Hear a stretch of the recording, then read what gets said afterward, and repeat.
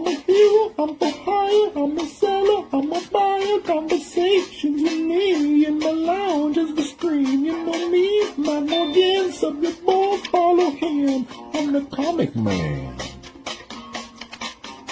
I'm the comic man.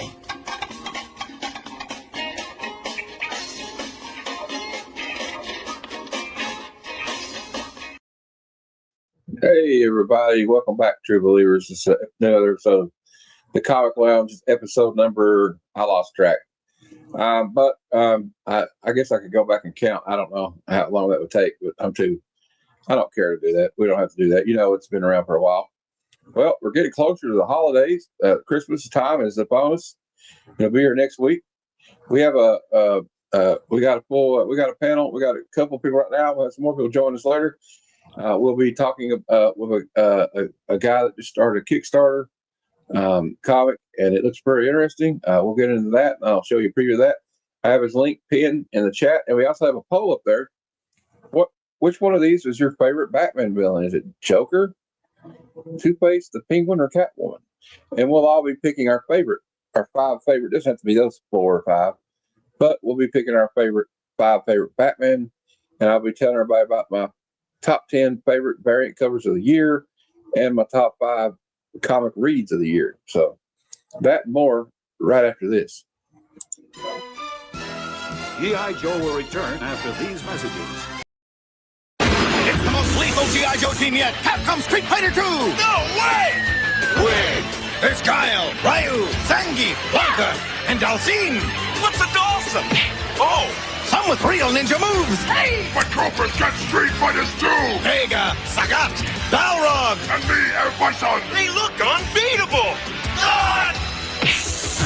You know them, you love them. So correcto! Capcom Street Fighter 2 figures each sold separately. Oh, I like them. Now, back to G.I. Joe. We're back, and we'll say hello to the chat here in a minute. But first, I'm going to bring in the first part of my panel. Some other people will be arriving later, I hope. But right now, we have 2 very important members of the Uncanny Comic Nerds. To me, my X-Men.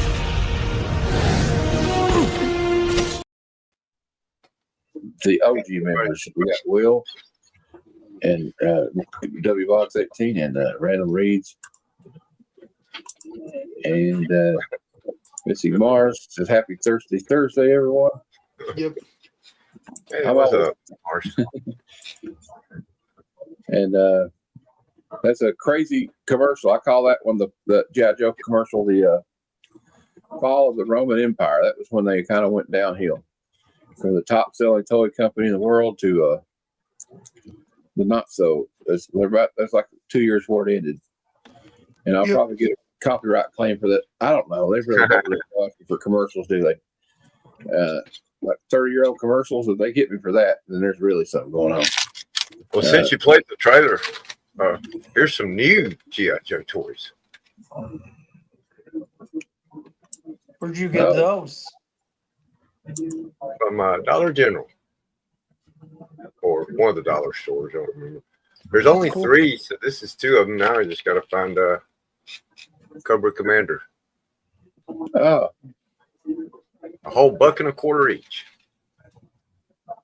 Not quite the realism of a McFarlane toy, but hey. Yeah.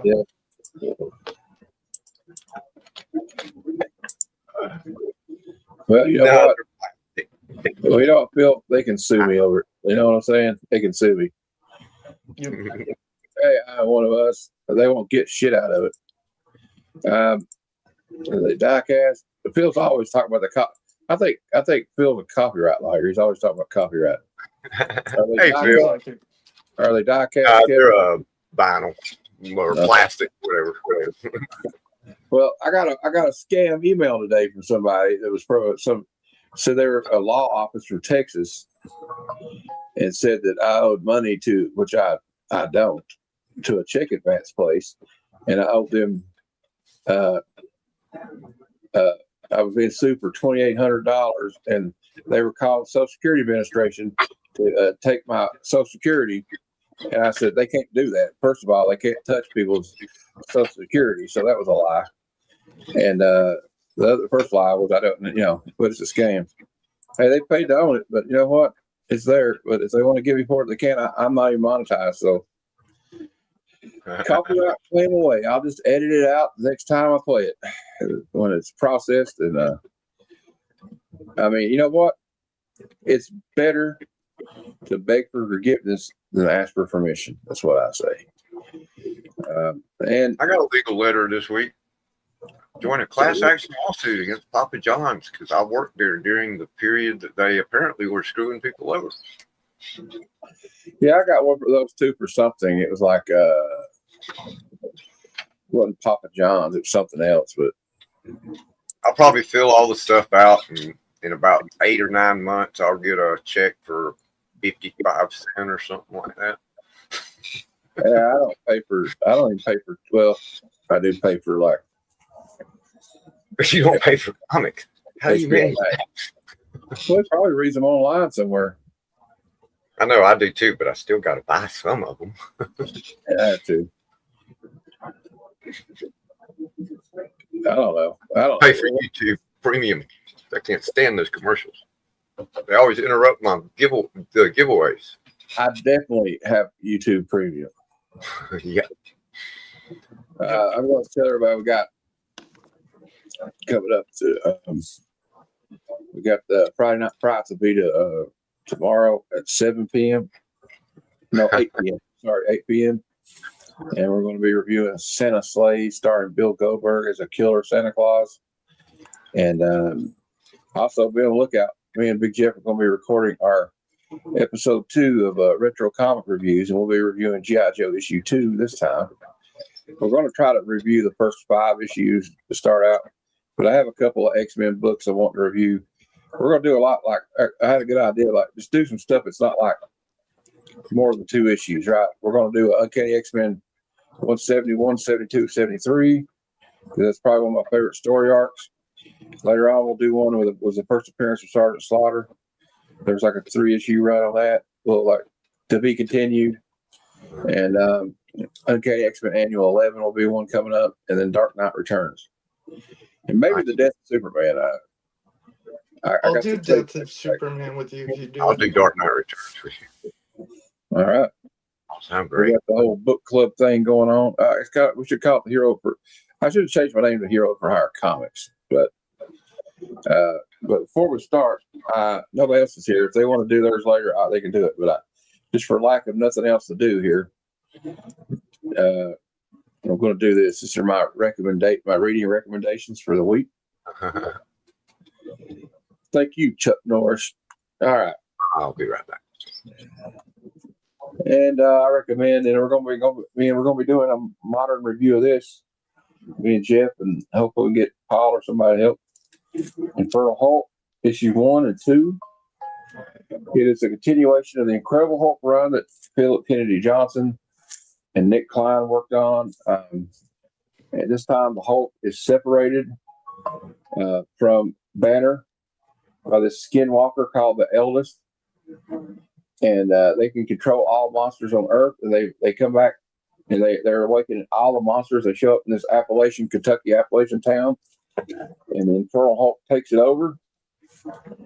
It's got a lot of great artwork in it. We'll get into that during the review when I have it coming up. Probably next week, I'm guessing. I need to be more consistent with when I do those reviews. Is he But bigger anyway, than regular Hulk? No, I mean, he's about the same. He's pretty big. And also another one I want to recommend that I have handy is the new Captain America run. It's ended its last story arc.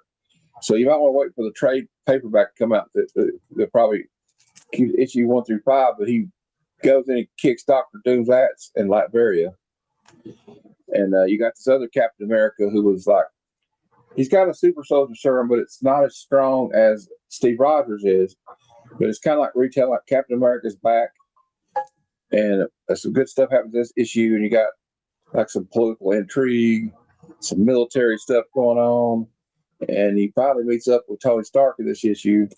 So those are my recommendations as far as comics. And recommendation of music is just listen to more music because it's awesome. And Will, do you have anything you want to recommend? Yeah. Yeah. I have two recommendations. If you're a fan of the show Supernatural, like I am on issue 3 of Supernatural. It's only getting better. Each story is like a new adventure, like each episode. And yeah, I thoroughly enjoyed this. I read this last night. I also read, and it's I think only going to 5. I think maybe. And then I've also been reading Daredevil Punisher, which has been really, really good. I've enjoyed it a lot. So yeah, those are my 2 recommendations for everybody. Thanks, Will. I got recommendations, a couple. I don't have the comics with me, but I'm gonna Exquisite Corpses. If you like crazy killer, serial killer, thriller stuff, man, they could make a great Netflix series out of this. I hope they do. Just it's great. I'm really enjoying it. And I have to say, Will there, Supernatural. I've never watched the show that much, but I'm really enjoying the comic. Yeah, really good. Yeah, it's got to want to go back and watch all the episodes. The show is the whole series, especially like the first 10 seasons are the best, I think. Actually, the first season I don't like as much. Like I find that with a lot of shows though. Yeah, like with The Office, I didn't really. Yeah, Next Generation was that way. Yeah, and I didn't really like the first season of the first season of The Office. I didn't think it really. Yeah. No, it wasn't really good.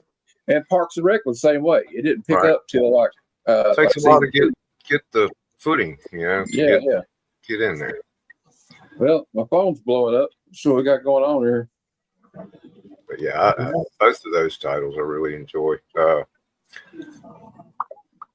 Gosh, there's something I'm forgetting, but if I remember it, I'll bring it up later. Hey, there's Jeff. Speaking of Jeff, we were just doing, and you read some time for reading recommendations, and I'll give you the spotlight. You don't have to show anything if you don't have it, but what are you? Oh, reading recommendations? Yeah, for comic. Right now I'm enjoying Infernal Hulk. Yes. Daredevil versus Punisher. Yeah, brand new one. Good. It's only on number 2. Yep. Spirits of Violence, which I think is on number 3. It's on 3, I believe. I haven't read number 3 yet. Obviously the Energon stuff.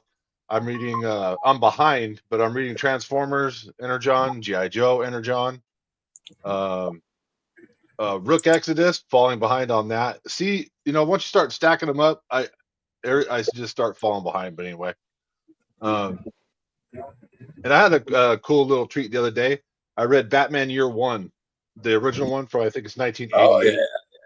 Batman Year One with Frank Miller, not Klaus Janson, Mazzucchelli.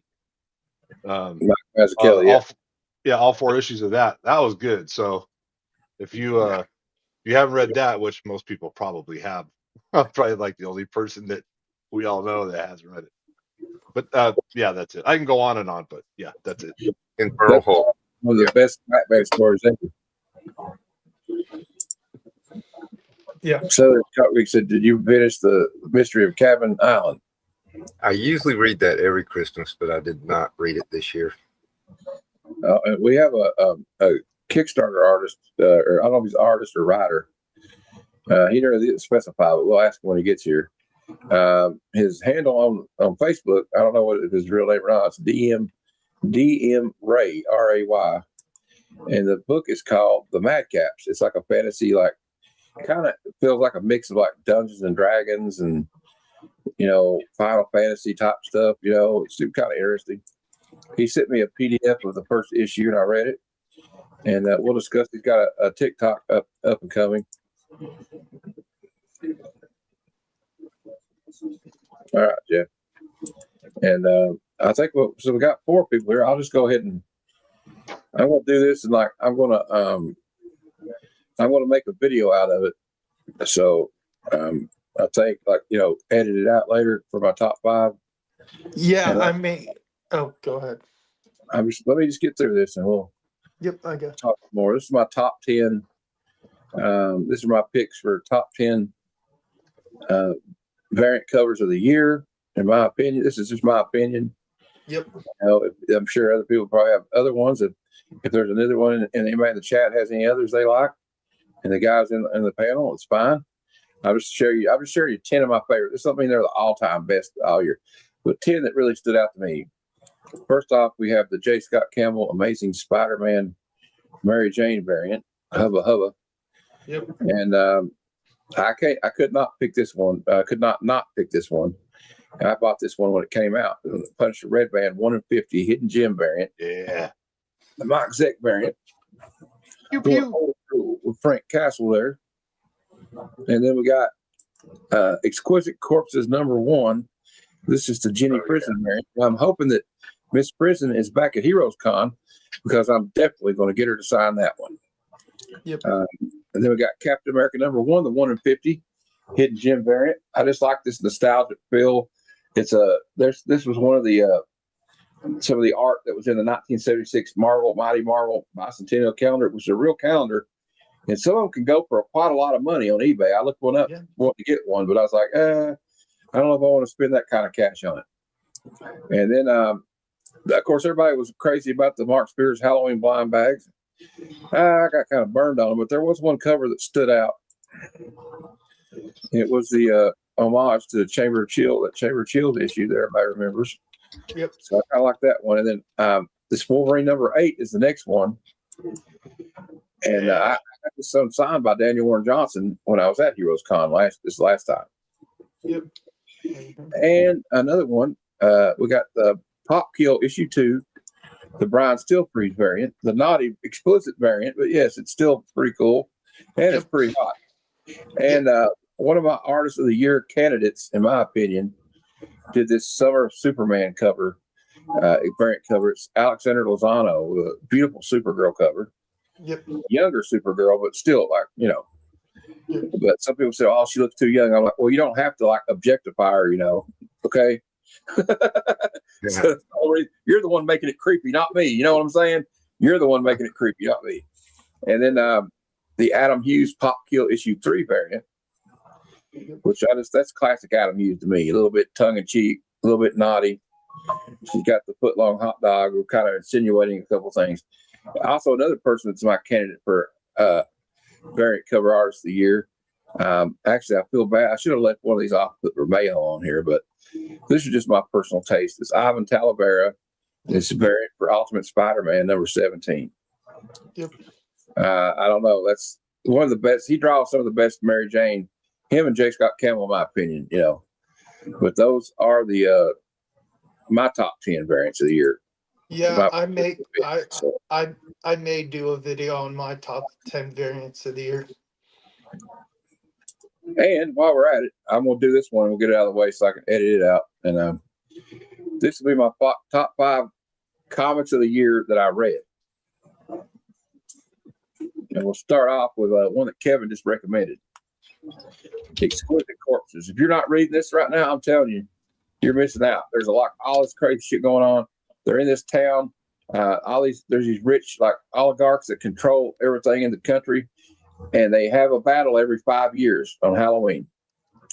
And they pick a random town, they seal the town off, and these killers go in there and they get points for racking up body counts, and they have to kill the other killers. So each family gets a killer or a champion, and it's really cool. I mean, I've really enjoyed it. And it's on like issue 8 right now, is it, Kevin? Or it's on issue 8. I think issue 8 just came out. And it's going to be I think a 12-part series. And they even have like these little trading card games they're coming out with, which I didn't really get into that. But I'm just reading it. But I really like it. I think it's a great read. If you've not read it, you need to check it out. Another one that might have flew under the radar, but one of my favorite artists of right now working in the game, and this is a mini series called "The Moon Is Following Us." It was a little mini series, and it's just amazing. It's got a very like heartfelt story about this mother and father. They're trying to protect their daughter. They're trying to get her back. She fell asleep in a coma and she don't get out. So they go into her dreams to fight it out with her dream in her dream world to bring their daughter back into the real world. And it's really like got a lot of heart. The art is wild. It's got all these crazy stuff going on. At one point, she takes a spear and cuts a great white's head off, sticks on the end of a spear, and starts using it as a weapon. It's pretty damn cool. And the dad picks up one of them old baby seats, the booster seats, and he uses that as a weapon sometimes in the story. It's kind of fun. And then this one too, because this is the year we're introduced to the glowing woman. We had the glowing man, but now we have the glowing woman. This was issue 10 right here. This is, I think, the second print, but this is Geiger. If you're not reading Geiger, I don't know what to tell you. I mean, it's got everything I want in a comic book. You got Gary Frank doing the art and Jeff Johns writing it. And it's also a continuation of a series that came out in 2022. But Ghost Machine's killing it. I went back and forth whether I was going to put red color or this on here, and I chose this. That's just, I don't know. And then I had to, I'm a Marvel guy, so I'm a Marvel and DC guy, so I had to put Marvel in. You know, you'll notice there are 3 indies on this list so far. Incredible Hulk was amazing. It's over with now. It stopped at issue 30. We're in Infernal Hulk now, but I didn't want to pick it yet because it just came out. But Infernal Hulk ended like a couple of months ago, and it was just amazing. Nick Klein art, Philip Kennedy Johnson, one of the best writers in the game. It was just like a monster. It was a monster horror book, right? It had to deal with skinwalkers, werewolves, everything, man. It was just wild. I love it. And it's just like, that's what, to me and Jeff were talking about like Infernal Hulk, and this is the same way. This is what you want an Incredible Hulk book to be like. Him fighting monsters and it just getting violent and smashing people, big badass splash pages because of Philip Kennedy, from Nick Klein. The Hulk displaying what he's capable of. Yeah. And the last one, I highlighted the annual because Absolute Batman, it's everywhere. I kind of was late to the game on it, but I've really enjoyed it here lately. And I've warmed up to it. I probably like this one more than the other two, though I like Wonder Woman and the Superman one a lot. But this one, especially this one, if you don't read any other comic story this year, I'm telling you, this one right here is awesome. It's got everything I want. You got Daniel Warren Johnson doing the art and the writing. He's beating up a bunch of assholes. That's what Batman's supposed to do, right, guys? And you get the origin of his big giant dump truck Batmobile. And I don't know. I remember saying he's too buff and all this stuff, but Frank Miller's Batman in Dark Knight Returns is pretty buff too. So that's my recommendations. All right. And I guess that's it. I guess I can clip that out. It's like, where we're in 23 minutes in. I'll write that down. So I can go back from there. I should have looked when I started, but all right. We got a couple of comments here. Let's see. And everybody, hello, Pop. Yeah, we need a Geiger movie. Definitely, Rad. We definitely need a Geiger movie. Hey, Pops. How you doing, Pops? It's good to see you. I hope you're having a good holiday season. I hope all you guys are having a good holiday season. But yeah, Geiger is just like, I don't know what to say when you see some of that art. And it kind of, Gary Frank almost reminds me of Jim Starlin when he was on Captain Marvel with some of the pages he does in that. And it's pretty high praise, I guess. But you guys got any reading recommendations? I can make you big if you want to talk about it. I mean, your books of the year. I'm biased, but I like Rogue Savage Land because I'm a Rogue fan. So you got to see what actually happens in the Savage Land. Yeah, I thought it was pretty cool. I liked. Go ahead. Oh, I'm sorry. I didn't know you're not done, Matt or Will. I had one more. Is Supernatural. Like I said, I like Deadpool, Wolverine, World War III. I think it's called. It was like a 3 or 4 issue. Yeah, World War III. Yeah, it was solid. But go ahead, Jeff. I'm done. Oh, I absolutely loved Daredevil: Cold Day in Hell. A lot of people didn't like it, but I thought it was fun. I thought it was cool, and I'm a big Steve McNiven art fan. So I love that one a lot. I was late coming to the game of Rook Exodus, but I highly recommend Rook Exodus. I really want to try. I really want to do Geiger as well, but that just stacks on another thing that's going to land in my to read pile. you know. So yeah, and I already mentioned earlier a couple of the newer titles that I'm reading, and I've always been mostly a Marvel guy, but because of interacting with all you fine folks, I've been opening my eyes to the world of DC, and Brooke is amazing. so earlier this year, or in summertime, it was recommended to me by Cliff on Comics to read some Spectre because I knew nothing about Spectre. So I read a Spectre graphic novel. So I'm a Spectre fan now. I enjoy that character. I'm still reading through Crisis on Infinite Earths, which I'm enjoying, but I'm having to kind of stop and try and Google some things because I don't have all the history and stuff, and it gets a little confusing. And I really, really loved Man of Steel. Man of Steel was awesome. Oh yeah, the one we did review of when the movie came out. Yeah, Man of Steel was dope. It's amazing. Yeah, Man of Steel by John Byrne is. Beyond that, there's a bunch more probably, but I can't think of them off the top of my head. All right, Kevin. All right. Let me see here. Start. Share screen. Hey, Bruce. I hope you're getting feeling better, bro. What's up, Bruce? Bruce was going to come on tonight, but he's just not feeling up to it. So I hope you get to get fully recovered. I feel better, Bruce. Yeah, and Robert, were you asking that was the Supernatural news stories with Sam and Dean? It's after the TV series. Yeah, so there's like 3 issues out now, and they kind of like get into different issues ever, you know. I think it'd be hard to beat. It's kind of like the same thing as the show, though. They go around hunting ghosts and monsters and demons and. Well, my recommendation, of course, the first one's going to be obvious. I'm enjoying it. It's pretty well written. You know, maybe not up to Carl Hart standards, but a great, a good read. Some really cool covers. Let's see. Gonna get rid of this. Another one that surprised me. This is really freaking good. I'm really great. Man, excellent story. I've never really been a big fan of it, of the Phantom, and this has made me one. And along the same lines, stupid ads. We're talking and talking about it.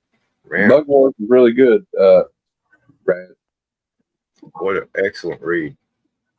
I just, it's a little dark. Definitely darker than the cartoon was. And along that same lines with another dog story, I really enjoyed Crypto, Last Dog of Krypton. Yes, Crypto. I I concur. didn't read it. I recommend it. It was a really good read. Well written. And one of my favorites, along with Exquisite Corpses, which Matt already mentioned, another of my favorites is I really like Rick Remender. He's an excellent writer, and Escape. If you're into war comics, you should definitely be reading this. Don't let the fact that the characters are bears fighting bats throw you off. A great war story, World War II type war story.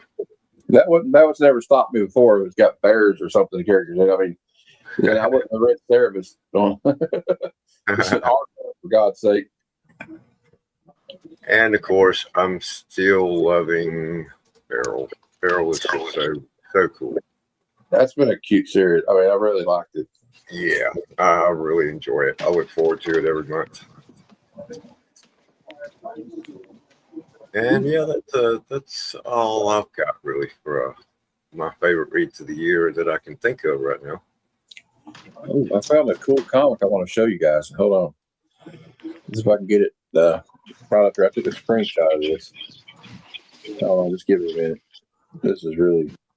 I think it's like a Spanish comic or something. It's like you got She-Hulk in it sunbathing, which is always which already I mean you sold me with her sunbathing, so all right. I don't know. This might be a different one. There might be two, but it's called Lost Comics or something. Check this cover out. Wow. Dang. That's cool. I'm gonna have to be on the lookout for that on eBay, I think. All right. Cool cover. How would I've you never know really what to got type in for a search? before, but, yeah. It's on eBay, but like I found one. It was like a 6.5. They were $129 for it graded. Here's a raw copy for $49 from 1990. But I only see two listings, one graded and one not graded. So I mean, I don't know if that price is right, or or they're over asking for it. You never know with eBay, especially when it comes to a comic like that. I can't really find it anywhere else. So, so if anybody sees this, let me know. I'm always going to look for some good girl art. Look like she's got a tan line here too. Look. Yeah. Right. That's crazy. All right. Well, I didn't load any out of context panels because I had too much stuff to put in here today. But we got a guest coming on at 8:00, and I don't know. What have you guys been doing today? Work. We kind of flew through everything in like the first 30 minutes of this show. So Unfun life stuff. Yeah, right. Called work. well, like Yeah, okay, I wore myself out looking for something in my closet. Ended up straightening up the closet and not finding what I was looking for. we had in the chat here. Oh, here's one I forgot about. That was a new one I found this year that I'm enjoying. Yeah, that's good. It's, I would like Spider-Man that Noir. too. It was hard for me to pick 5. So I'm going to ask people in the chat. It can be an old comic. It can be a new comic. Rad, he's shared a few so far. But like Pops, Bruce. Bug Wars. Hey, yeah, I forgot about that one. What else have you been reading? What have you guys been reading this year? And by the way, Bug Wars was really fun. It was a fun little miniseries. Yeah. And I heard it's coming back maybe. So yeah, that's Jason Aaron. Jason Aaron has been killing it. Like he was working on the Turtles. I heard the Turtles book he wrote on was good. He's also writing. Speaking of him, here's one of my favorite covers and titles of the year. And Jason Aaron wrote it, and he did a great job. I was a little worried about a non-Disney writing. Excellent story, and I love that cover. That's one of my top covers of the year. All right, I know what we can do. I forgot a segment. I forgot the other segment we do. All right, we're kind of just going right through them. Then we'll do our top 5 since we're the only ones here. And we got Missy Mars says he's been reading 80s indie series adventures. The 80s indie series, The Adventurers. Okay. I've been seeing that on the racks and Hair Sale, right? I'm not sure, but it's been calling out to me, and I'm like, because it has that like old D&D kind of feel. Yeah, I read that back in the 80s when it was coming out. Rad's also saying Seven Twitch is good. I heard it was good. I heard I think Paul 619 was telling me about that. Dan. And no, it was him and Dan's Comic Corner, I think. Oh yeah, rad. DC New Gods. I haven't read it, but I've heard like a lot of people. A lot of people. I read it. I read some people. Some people are saying that's the read of the year. Yeah, I read it. It's really good. I bought the first 6 issues. I read the other 4 or 5 like illegally, I guess you could say. I just can't afford to keep buying everything, but I like to read, And you're gonna go against the flow and say I read the first issue and tossed it. Well, Bug Wars, you know what it reminded me of? Does anybody remember that series at DC with the Atom called The Sword of Adam? Yeah. He's like fighting with these little people like in the jungle, like they're in the grass or whatever. Kind of reminds me of Bug Wars, Micronauts. Yeah, Micronauts. And it also kind of reminded me of a violent version of that Saturday morning cartoon when I was a kid called The Littles. Oh, yeah. You remember the little Littles? They lived in the wall and they had their own city in the wall, the house, and everything. It's so cool. All right. Well, we got another segment we're going to do that I forgot about all of a sudden, but here's our weekly pickups. And I will start off. No, I ain't gonna start off. That's kind of. I'm gonna be a few minutes, so you're gonna have to give me a little while. Well, you have till everybody gets done. All right. That's fine. If I don't show my books, it's fine. I can go. I'm just sorting a laundry real quick. Okay, I'll go before you do this. I'll go real quick. I didn't pick anything up this week. There we go. Okay. Well, it could be toys, comic books, whatever, dude. I know you picked up some stuff. Come on, Tab. I'll show my Christmas covers. How about that? Well, you can do that too. I was going to do So that it's going next to be a week, but mixture. we can do it this week. A mixture Oh, of are we doing that next LCS. week, Matt? Okay. Yeah. This is mostly going to start out from like I only got most 3. recent. So this is from the Mark Spears blind bag. I just bought one because I always buy one. I just don't buy. I don't buy 10 or 5 or 500. Well, I bought like 50 and I got burned bad, so I'm only buying one this time. Here's issue number 2, Daredevil Punisher. I haven't read it yet. Looking forward to it. And I got the nullified variant as well, but I'm kind of regretting it. Not that I dislike this one, but I'm regretting not getting the one that Will got too, the Mark Bagley version. Yeah, it was really great. Here's one of my pull list books. That's a cover. Me and Matt both agree that this is just a great cover. You got Hound holding up a GI Joe Jeep to assist the guy that's fixing it. Yeah, with Clutch there. Yeah, Clutch. I'm a brand new discoverer of Ben Oliver. I am a Ben Oliver fan. I'm loving all the Ben Oliver headshot covers. This one I picked up yesterday because it was a straggler on the shelves still, because usually he clears off the older stuff, but this is a Panosian, and I hate the glare on this because it's gorgeous. The bat signal on the back, and Batman's got kind of a red glow on him. I just love this art. I'm not reading this. That's no idea what the hell's going on with that story. I've also been picking up not just the Energon Transformer stuff, but like the early 20s IDW Transformer titles like Revolution. Oh yeah. So here's a couple of different variants of Revolution number 1, IDW.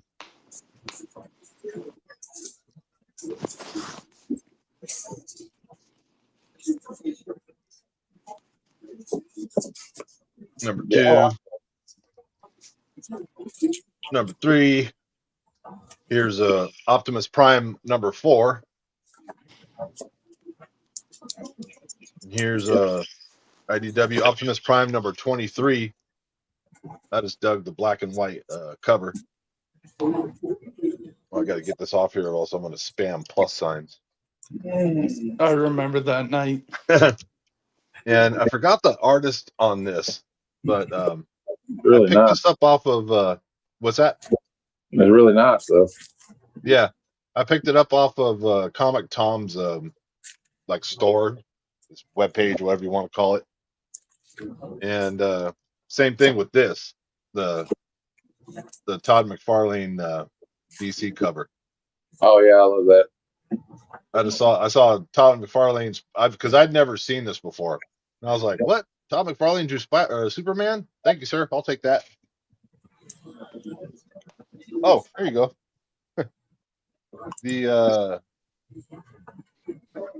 The Secret Wars I just showed before that was Secret Wars Battle War 1 by Massafera.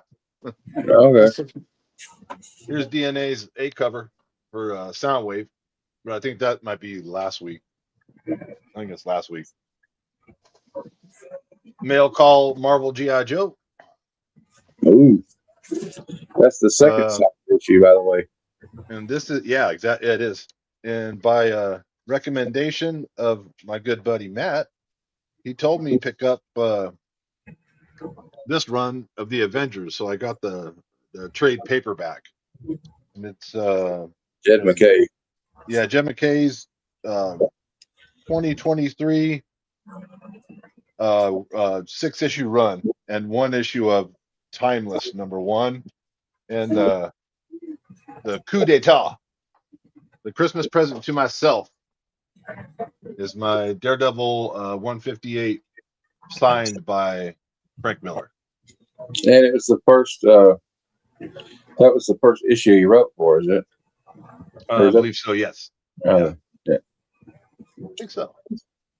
Or the first appearance of Elektra? I can't remember. It just says Frank Miller's run on Daredevil begins. Yeah, that's the first issue. Then. Yeah. Yeah, origin and death of Deathstalker, Black Widow appearance, Frank Miller and Klaus Janson art, Frank Miller and Joe Rubenstein cover. But my big thing is I'm going to try to get these grubby little mitts on as many Frank Miller signature books that I love as I possibly can. It's a good point. Beneath. All right. Well, everybody's got their camera off. I'll go next. First off, I got a couple of back issues. I got this Catwoman 83 Adam Hughes cover. I got him used a lot. And I got Amazing Spider-Man 295 as a Bill Sienkiewicz cover. Yep. Life in the Mad Life in the Mad Dog Ward. We got I showed these already, but I just got them this week. I already read them. Infernal Hulk #1. Infernal Hulk #2. I mean, look at this art. That's crazy. Beautiful. Yep. Grotesque and awesome. Captain America #5. Transformers 27. It still does not disappoint. Every month, I can't wait to read it. Read this one today too. This was good. I actually wrote a letter to Larry Hama today. First time I wrote a letter to a comic book in years. This is issue Nice. 393. You wrote one? Nice. Well, email. That's how you do it now. But back in the day, I never had one published when I was a kid. But I asked them if they were ever going to do another Special Missions run. That was my question. And I said, please keep Andy Kubert doing the covers because it's awesome. And then I too like the other G.I. Joe run. It's Joshua Williamson and Tom Riley are on, and Jordy Belair. So I've been getting those. I had to go back and get a couple of them I didn't have, So I got this one. I got the Zaretta one will be coming next month probably. I got it already piggyback on the other order. We got the 14th, so I got the first two. Ben Oliver. And then I got this cover A for number 15. I kind of like this one. Will Forstachio was doing the cover art. Undead Iron Fist. This is issue 3. So the gods of Kunlun have brought back Daniel Rand from the dead to settle the score because like all the past Iron Fists have died young because there's some kind of evil force like sucking their life force out. It's like, and they're going to try to stop this vicious cycle. So Danny Rand, who got killed off, I think like 3 years ago, is back for at least for a short time. I hope he stays back for a while. I'm a Will Spertatio fan. Then we got Mortal Thor instead of Immortal Thor, number 3. So Alex Ross cover art. I don't know. I haven't read them yet. I've kind of like stockpiling them, but I've kept hearing it's not. It's kind of like meh. So I don't know. I mean, really the only reason I'm getting them because Alex Ross doing the cover. But you know what they should do though? Hey Alex, do the interior art, dude. Come on. Remember Kingdom Come? That was fun. Come on. This one right here, I've read this one. And I think I'm going to continue to get it, Jeff. It's Final Boss issue 1 from Tyler Kirkham. Yeah. Dude, this is like a Jean-Claude Van Damme movie from the 80s or 90s or something. It's just nonstop action in it. And it's got like some intrigue. It opens up. It's got some World War II veterans on an island in the Pacific fighting monsters. I think that's that final boss is connected to some other Is it? Does nerd anybody culture know thing going on. I think it's like a video game. I don't know, to be honest, Does but I anybody know else that there's know what it is? I know it was a Kickstarter before, but I had never read the Kickstarter. maybe that's what I'm thinking of. And I've been going back. I've already read this issue, but I had to get all the Lucio Vecchio covers for the Avengers, and this was the final one I needed. Hey, The Mighty Thor. I just like the profile. You know, he's got the profile picture behind him. It's like Thor in all his glory. You know, this is classic, actually a classic better Thor. Thor than it is in the. And I too got influenced by the Deadpool. You know, I jumped on the Batman Deadpool train, but the stories aren't that great. But this cover by Alexander Lozano, woo. Yeah, the poop shot. That's what they were saying last night, but I don't see it. It's just like Sherry I Punch. don't either. And this one's definitely getting signed by Jenny Fritzen and Heroes Comics. She's there. The Hello Darkness cover. Look at Yep. that. It's crazy. I need like to it. get the Hello Halloween signed by her. I need to It's find more of one. a horror type thing. You know what I mean? Like I think she kind of shines with that. And then of course one of my other favorite artists, Daniel Warren Johnson, DCKO #2. Yep. Look at that. She's beating the shit out of the Joker.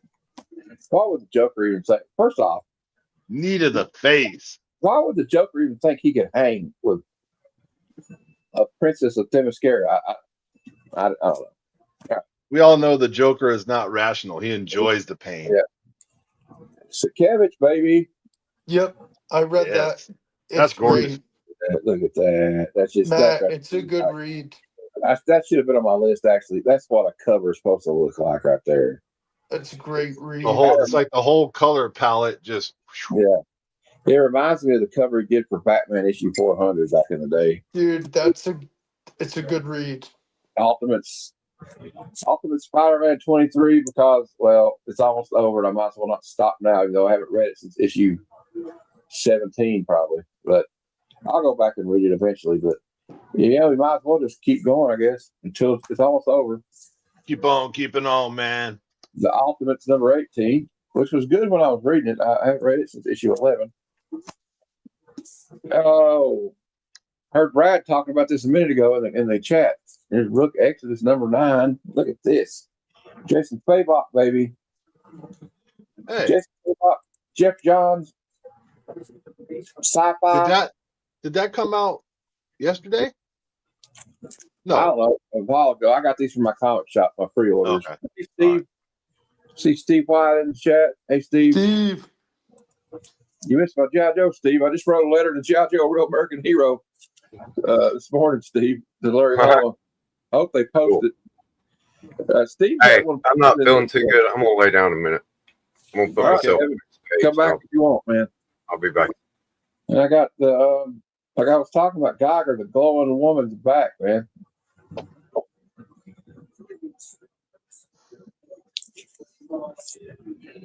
And another good read, I think. Matt Fraction's Batman. We're on issue 4 already.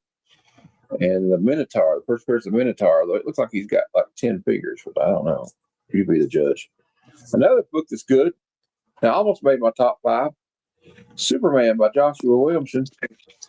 And I got the Eon cover for Superman 32. Look at that. Woo. Another good series, though. I don't know if anybody's read this one yet. The Punisher is all Dampen Ocean covers and interior art. Where'd Kevin go? Just realized he just Wasn't feeling good. Punisher 3. Dude, Steve, I hope he is there. You know, man, I was going to grade my G.I. Joe #1, but I said I'm going to hold out because I'm holding out hope that he will be there. You know, and I got the Punisher Red Band #3. Me and Jeff are both hoping he's there. I'll just put it this way: I have several things for him to sign. Yeah, including Wolverine 50, the amalgam comic that one he did. I can't remember the name of it. The one that's like Batman and Wolverine, and probably like 5 or 6 G.I. Joe. What's it called? G.I. Joe comics, and also Iron Dark Fist, Claw. Dark Claw, and Iron Fist he did like a Marvel premiere he did back in the day. He drew, 'Cause I thought something would be cool to show him something, he drew. He probably like, hey, I ain't seen that in a while. And heck yeah. Tim Nerdy says his favorite Batman villain is Hugo Strange. Oh, we need to do that before our guests arrives. Our top 5. All right. Well, we'll try to do it right now. Wait. Is it confirmed that Larry's No, going to be we at don't Heroes? know. We don't know, but Oh, he's because usually there. he said I'm bringing a bunch for just in case he's there. Okay. Well, me and Steve were talking about this one time a while back, and here's the last book I'll show you. We were talking about this a while back that he's usually there, and the only reason that I heard he wasn't there last year is because he goes to Joe Fest every year, which is a GI Joe Con, and it happened to be on the same weekend as Heroes Con. So I'm hoping this year he'll be there. Okay, top 5 Batman villains. I'm gonna go with Joker, obviously, Bane, Catwoman, Two-Face, and Ra's al Ghul. Will. Joker, Scarecrow, Bane, Catwoman, Harley. All right. Chip. Joker, Scarecrow, Bane,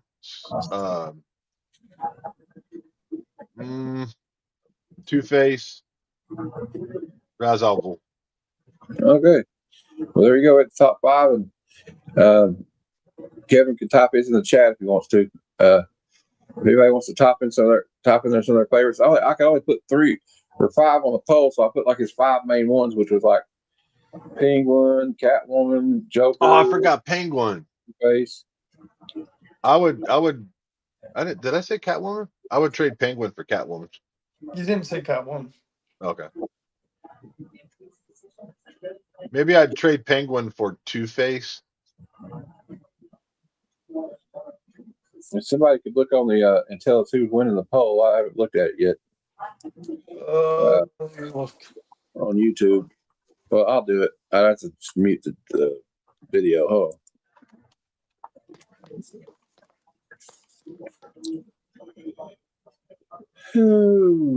Hold on, I'm coming. Hold on, I'm coming. All right, let's look it up. So far, the Joker's winning in a landslide. The Joker's at 75%, Two-Face at 17%, Penguin at 8%, and Catwoman at 0%, bringing up the rear. You had to know that Joker was going to be the landslide. Oh yeah, I knew since I put the Joker on there, it was over with. We got Cosmic One says Scarecrow. Scarecrow is awesome. Yeah, I love Scarecrow. That beard, like toxin, really cool. You know who else is cool? Scarface. Oh, there's something funny about a guy that's like a got a ventriloquist dummy that called the shots. It looks like an Al Capone, And Poison Ivy was always cool to me too. Her controlling plants and stuff. Also, the Phantasm. Does anybody like Phantasm. the Riddler? I thought these kind of showed, but whatever. Yeah. But he's interesting. I like the main guys. Like, remember the Batman '66 show? Yeah, we should have our guest should be arriving here soon. I got a message from him. He's supposed to be here about 8:00. So we'll talk about the Kickstarter, and I want you guys to be able to talk in the chat. If you want to ask questions to him about his Kickstarter, you can. Oh, that's another good one. He's got so many good ones, Terry. It's hard to choose them all. You know what I mean? Mr. Priest is my favorite villain, but he wasn't on the list, so I voted for Catwoman just because of boobs. Well, you know what? It only gave me 5 options, which kind of pissed me off. I wanted to put 10 options, so just forget about the poll. I screwed it up. It's my first attempt trying to do a poll, so although Catwoman's going to make anybody's poll. Just kidding. You should have did like what's the best Batman story arc, and then put 4 bangers or 5 or whatever it is. Yeah, you know what? What if I could do another poll real quick? Hold on. Let's do that.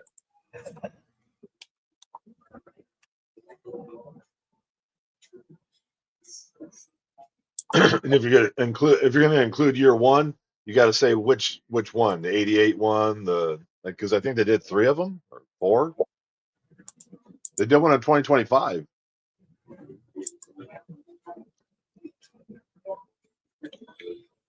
I'll end this poll. We'll end this one. The Joker has been crowned. The Joker won that one, but who's going to win this one?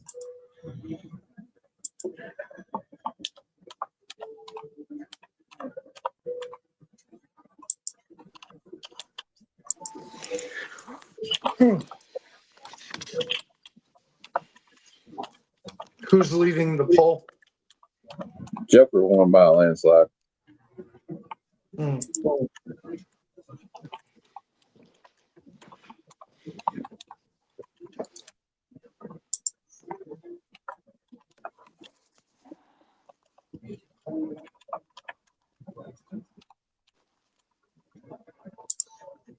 Hmm. Hey, Vogsy, Yeah. you had no choice but to pick one artist to draw you a Rogue cover. Who would it have to be? All right. The new poll is up. Your choices for a favorite Batman story are Long Halloween, Year One, Hush, and The Dark Knight Returns. That's what you call a Sophie's choice right there. All right. Dang, that's tough. Probably Ivan Talavera. All right. Okay, he's logging in. I just got a message from him. He'll be here in a minute. So everybody will get the poll results on that later. If one of you guys don't mind, keep track of it. My favorite Batman artist is actually, I saw your question, is Norm Brayfogle. He did the old Batman stuff, like detectives. Like, I'll show you one another day. Because all right, we got our hold on. Here's Ray. His name's Ray. So welcome, Ray. Ray to the show. How you doing, Ray? I'm doing well. I'm very happy to be on here, guys. It's really nice to meet you all. Welcome. This is Will and Jet. We may have some people popping in later, but this is it for now. Right on. We're going to talk about, like I showed everybody, 2 of the covers. Oh, right on. The Madcaps. I think it's pretty cool. I like the lizard guy the best. He seems to be a fan favorite. If you guys are of the era of remembering the original Mighty Morphin Power Rangers, the big lovely lizard known as Madracus, it would be considered like a Green Ranger equivalent. Does a lot of cool stuff. Doesn't necessarily get the final blow and stuff, but people seem to gravitate towards him in regards to fandom. So I'm definitely flattered. I've done enough to generate such a following, which is cool. This is the main antagonist you don't see till issue 3. She's an elf, and very little is known about her up to this point. Okay, I got the when you sent me the PDF earlier. I'll have to talk to the guys later about that. We had a poll up your favorite Batman story of all time, but we'll get to that later. Okay, I'm going to bring up the. I got the Kickstarter pinned to the. Sorry, man, I'm kind of off today. That's okay. Copy today. I have the Kickstarter link. I know it's not active yet, but it's getting ready. It's up and coming, so you can bookmark it, and it'll notify you when it's ready to go. But I got it. I got the link pinned in the chat. So if anybody wants to look at that, and I'm going to share the PDF just so we can go through it. I want to go because it had the character bios at the end of the issue. So we'll go through that. But we won't go through the whole, but we'll scan through it, and then you can tell us some things about it if you want. Sure. I just found Ray's Instagram, and I sent it to you and Jeff. Oh, thanks. Okay. Put it in the private chat, Will, so I can. Yep. You can put your Instagram on here, Ray, if that's okay. Yeah, for sure, absolutely. Here, private chat here. I'll type it in right here. All right. Yeah, let me. I put it in spaces. I'll put it in private chat, Matt. He's doing it. He already got it, Will. Got you back. Got you. Perfect. Thank you.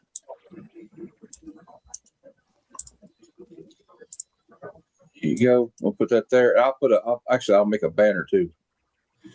This is his Instagram, guys, and I'm going to make a banner. I'll just put it at the bottom. Yeah, I'll have some questions after we go through the panels. Yeah, for sure. DM is just short for Dungeon Master. I love me a lot of Dungeons and Dragons, and Nice. I'm one of those forever DMs. No complaints. I'm just happy to facilitate some awesome story building. This book is actually built off of the very first homebrew that I put together. It was an excuse to hang out with friends online because I moved across country, and I needed reasons to connect with my friends. Homebrew is, I'm 50 now, and I started playing when I was about 13. And we went through some modules, and we did the Dragonlance thing, the Ravenloft thing, and it was a lot of fun. But once we realized that we could do whatever we wanted, that's when it becomes There real. you go. Yes, absolutely. If you've got the creative liberties and you're comfortable in that element, it is definitely, in my opinion, the best option. There's nothing more frustrating than following a module and bringing along somebody you don't know too well, a friend of a friend. Oh, I know this module. We should do this next kind of thing. Yeah. You got your own thing running. They have no idea. I have one campaign currently running with some friends. We've been doing it for 2.5 years now. It was just revealed recently. Basically, the premise is they get marooned on an island and they're being chased by pirates. The island has some type of strong magical current around it. There's no way to escape, but the pirates are stuck on there too. And they don't know why they're getting chased down. They just know they got to stay away. And it's just been revealed recently that one of them is the captain that was mutineered off of the crew. The crew's been trying to kill him this whole time. It's pretty wild. But you can find stuff like that in modules, I'm sure. But I think it's a lot more fun when you can get some backstories, build your story around some of the characters' backstories, and get that reciprocity. Get a lot of fun going on.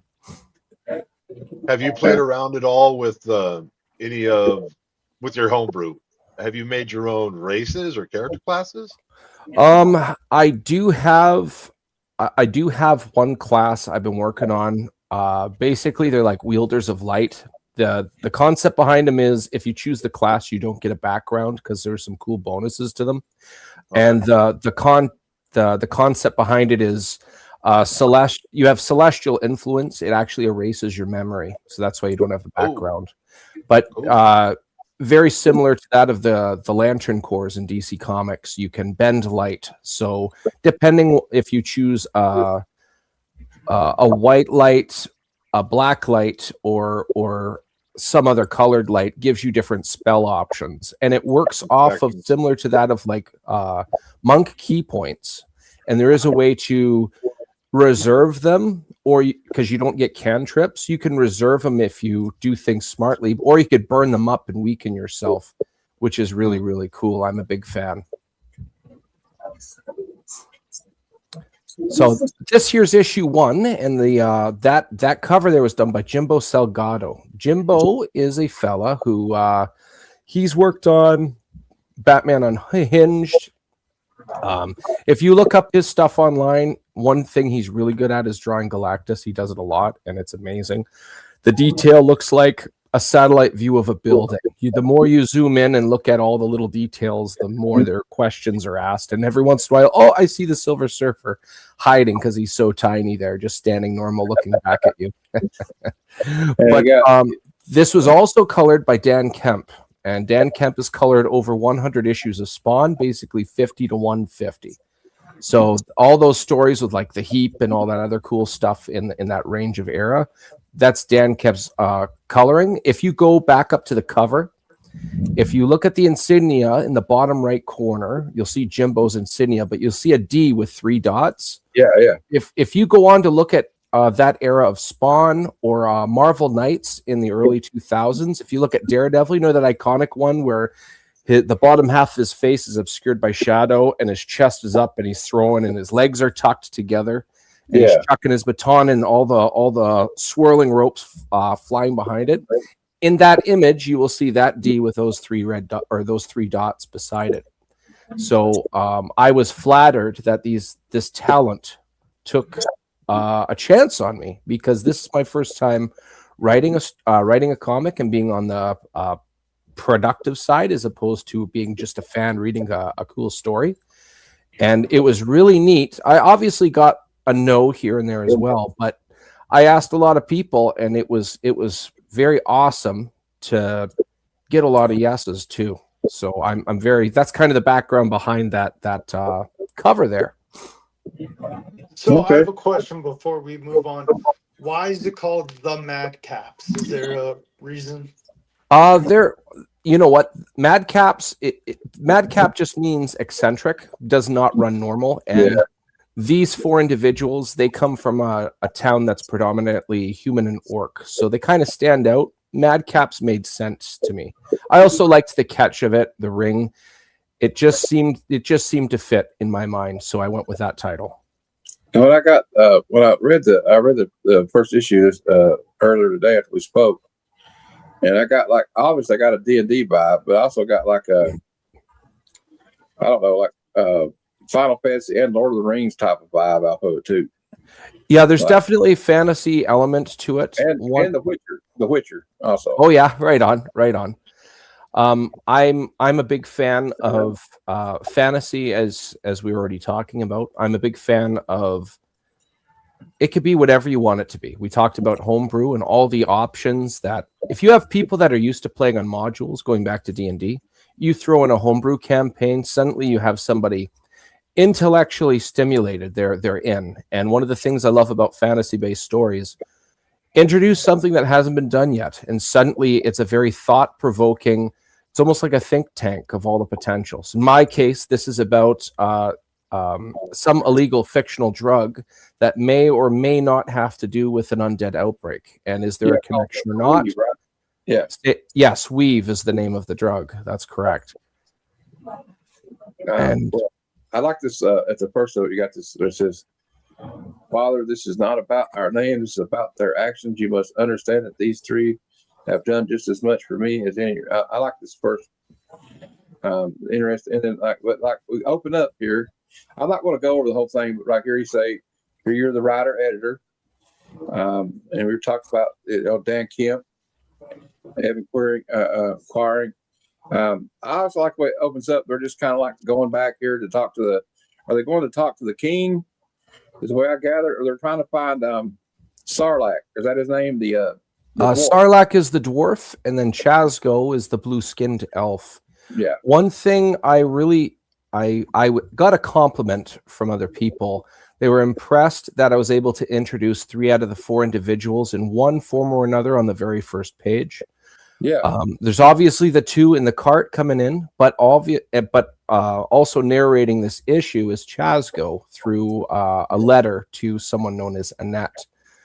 So I really wanted to feel very natural for them coming into town. So they all have different views and walks of lives amongst them. Here we have the little guy, Dun and Eni, who he's really happy to get back home and see some people, where Madrakas is the opposite. He says he'd rather be somewhere with his nose in a book. This large, giant, towering, hulking, 6.5-foot lizard-like individual. But also, when he first gives his name to the front there, the town guard are not happy to see him. And he goes as far as mentioning Ivywood's charges against me were dropped. So there's a little bit of a history there. I wanted this story to feel like the world existed before these 3 issues, and I wanted it to feel like the world will continue on after the 3 issues. Okay. I wanted it to feel like the whole thing takes place in one night. I wanted it to feel like a day in the life setting, kind of like the last Judge Dredd movie, where he's just on an op and you're thrown in along the ride with him, kind of thing. Yeah. Well, what I like about it too is like we are thrown into the fray real quick here, but like you get the introductions already. It doesn't take a lot of exposition to do it, but I know what they're doing. I mean, I know who they are. I get a sense of who they are a little bit, so I really enjoyed that. And then we come up, they find I'm sorry. That's okay. they find Sarlacc here. I just read it today, and so these guys are all jacked up on this drug, the weed, and he tells them like, "Look, okay, so I'm sorry, lads. A lot of you are under the influence of substance, which cause a lot of trouble. He just wants them to leave and go to the church." Yeah, he offers to give them food and a place to rest their head while they get that stuff out of their system. And then he's reunited with his two friends here. But then, like, what's interesting is what I like about this is it's got like a horror. I'll go down here because it's got like a horror vibe to it too. Like when he's the deadheads show up. Yeah, so that's what they're not officially deadheads, but Dunnan says it as a joke. He calls them deadheads. Okay. But yeah, essentially they're zombies with a little bit of their own flair, but they don't even know how this happened. They're just suddenly very close to them. There's this outbreak and it gets real ugly real quick, as you can see. I really wanted to highlight, granted, these are individuals that want to do good, but with that said, that they're not the mightiest in the realm. Sure, they have some cool signatures and some cool metaphorical haymakers, if you will, but at one point, 3 of them get overrun. They're almost killed. And I also wanted to show how they would all react differently in such a scenario. I did that in subtle ways. Chazgo, he is an individual. His race is vilified amongst most communities. So he uses magic to disguise his appearance to look like a human. So if you go down to the next page, you will see that Chazgo, he says, in this form, if I do anything, my identity is compromised. Yeah. And Sarlacc just says, go and get guards. And so Chazgo takes off. Well, the other 3 do some cool stuff. There's Sarlacc, or pardon me, Madrakis. Madrakis, actually, he's a descendant of something known as the Great Stormworm. The Great Stormworm is basically a large kaiju-like moray eel that can secrete electricity. One of the benefits that Madrakis has taken on is he can actually vomit lightning. It's limited, no different than like a snake that can it has venom in its fangs, or a skunk with its very smelly defense mechanism. He can like spit the spitting viper, spit for just a second, but not for long. Yeah, he can't do it forever, and he can replenish his reserves. But in here, you get to see it firsthand, which is really awesome, as he cooks these zombies by just like essentially throwing up on them, which I just really, really enjoyed writing and putting together. Madrakis, like I was saying before, when you're talking about, a lot people tend to really enjoy his I shouldn't say contrast, his combinations of strengths and weaknesses. One thing I really like having in a group is a larger individual. One thing I hate is the large individual is always typecast into some low IQ meat shield that's good for nothing else but maybe one cool hit against some other meat shield that's dumb on the other team. And this fella, his most intimidating thing is actually his brain. He is a connoisseur of the arcane. And he doesn't get much time to study, but he does have a brain. One of his shortcomings is his appearance. He can't hide, unlike Chazgo. So he embraces it. This armor and this sword, he's not a seasoned soldier or fighter, but he wears it because it's ceremonial and it reflects his inherited culture, which he does not know too much about. So with that said, if he were to swing a sword, it's going to hurt. You don't want to be on the party end of that, but with that stated, that doesn't mean he swings well. If you had a very skilled fighter go up against him, they could probably beat him. Well, it's kind of reminds me of, this is totally unrelated, but like early on in Star Trek Next Generation, like Worf, he was raised by humans, so he didn't know a lot about, like, he wasn't around Klingon culture. That's a very good point. I would have never made that connection, but that's solid. Yeah, that's a good dynamic of how do you balance yourself, your surroundings, with what your bloodline is. And I think like the dwarf guy here, Sarlacc, I think he might be probably the most skilled like warrior with these blades. Like he's kind of searching for that axe. But they kind of joke him. It's like when he says something about the axe to him, or he says, "Are you going to like?" You know, he doesn't have his armor on. He kind of like says, "Well, what are you going to do? You don't even have your armor on." Oh yes, earlier. That's when they just meet up, and Madrakis says, "You look underdressed," and Sarlacc says, "This is a gala for farmers. This isn't a battlefield. I don't need to stand up like yourself." One of the other cool things about Sarlacc, if you consider it, he is a farm boy that's lived out in farms that are close to swamps. His culture of dwarves are used to pacifying things that go bump in the night. Yeah. So he's really good at hunting down monsters. But again, that's very specified form of combat. This is the equivalent of somebody who can, if you had them hunt down polar bears, and they're the best in the world that could do that, and then you threw him in the octagon, he's going to get his butt whooped, right? And Sarlacc is in here. He's definitely in his element, and he stands out with just having a hatchet in his hand and seems to be doing well. Another contrast I wanted to point out amongst these fellas, those three right there, Dunnan, one of his coping mechanisms is humor. So he's imitating these monsters. Blah, me, I'm deadhead. And he's sticking his tongue out. And then the other two are arguing amongst each other. So with Madraka saying we should fall back, and then Sarlacc saying we can take them. Like Sarlacc, the little dwarf, is the one most confident. And go ahead. Remind me of Legolas and the dwarf and Gimli. Yeah. That still counts as one. Yes. But in this case, they're very close to being overwhelmed. But fortunately, Chazgo is able to get some help and save them. Yes, the archers show up.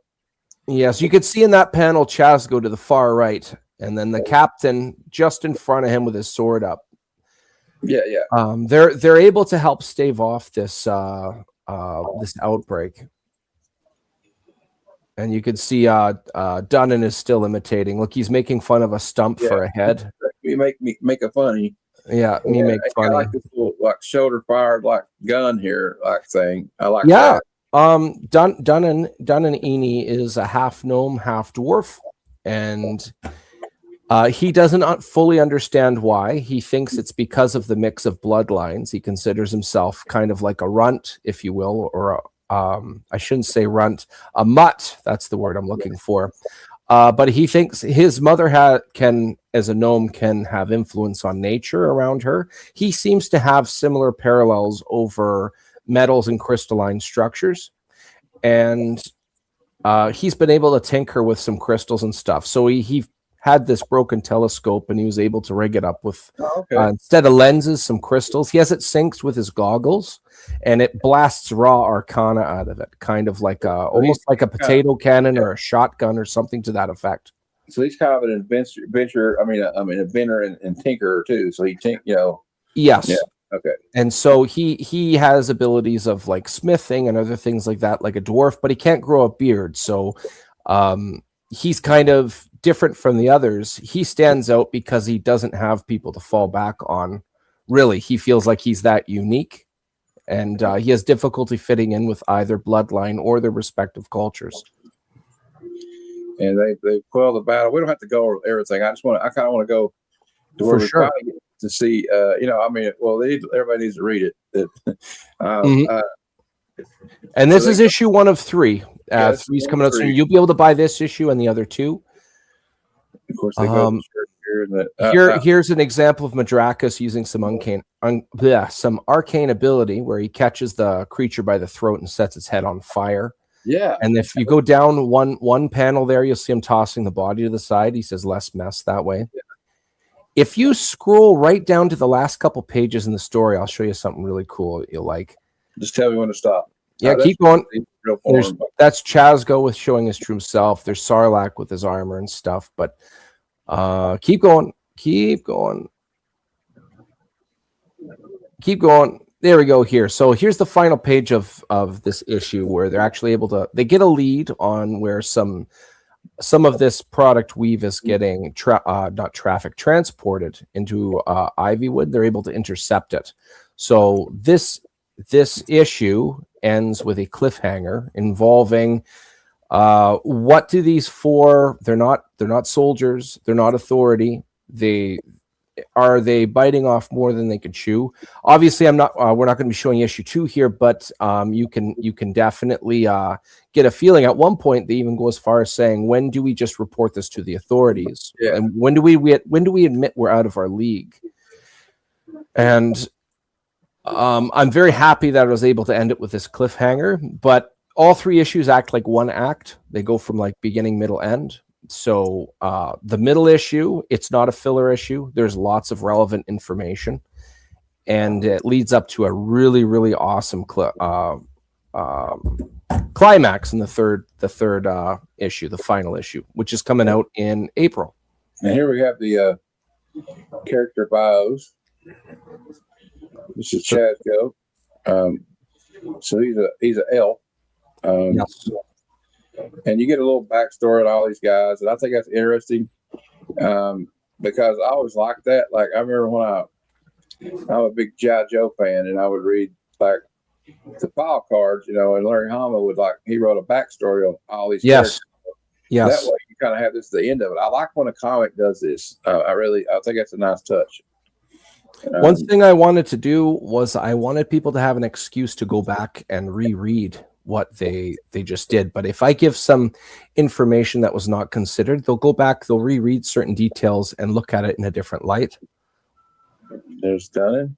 Yeah, it's done in Eni. All of this concept art was done by Jay Sloan. Jay Sloan I had as a cover artist for issue 2, and he is currently kicking around issue 3, a cover for me. So in the new year, I'll be able to debut that, which is really, really awesome. It's Madrakis, 6'7", 355 pounds.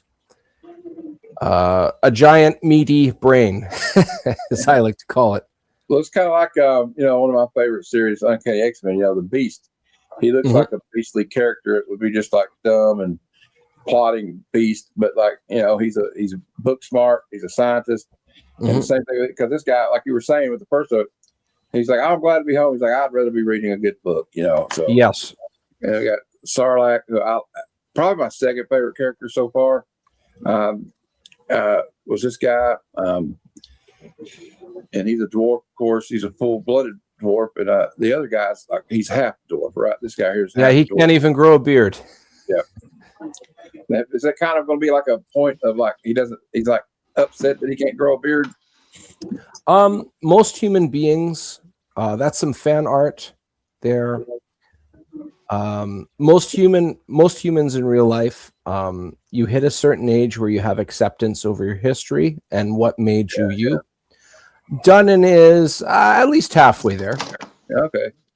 And here we got it's from Filbo Press. Filbo Publishing. Shout out to Phil Russert and Filbo Publishing. They've been very good to me. All right, I'm going to show the Kickstarter page just so everybody can get what it looks like. There we go. Don't worry, Matt. I'm still here. All right, we got here we go.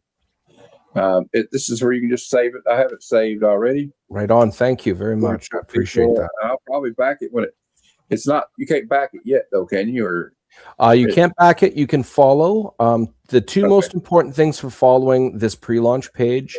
The first one is you'll be notified as soon as it goes live. But more importantly, if the only thing you could do to help support this story was to just hit follow on that, you are going to sway the algorithm in favor of the project.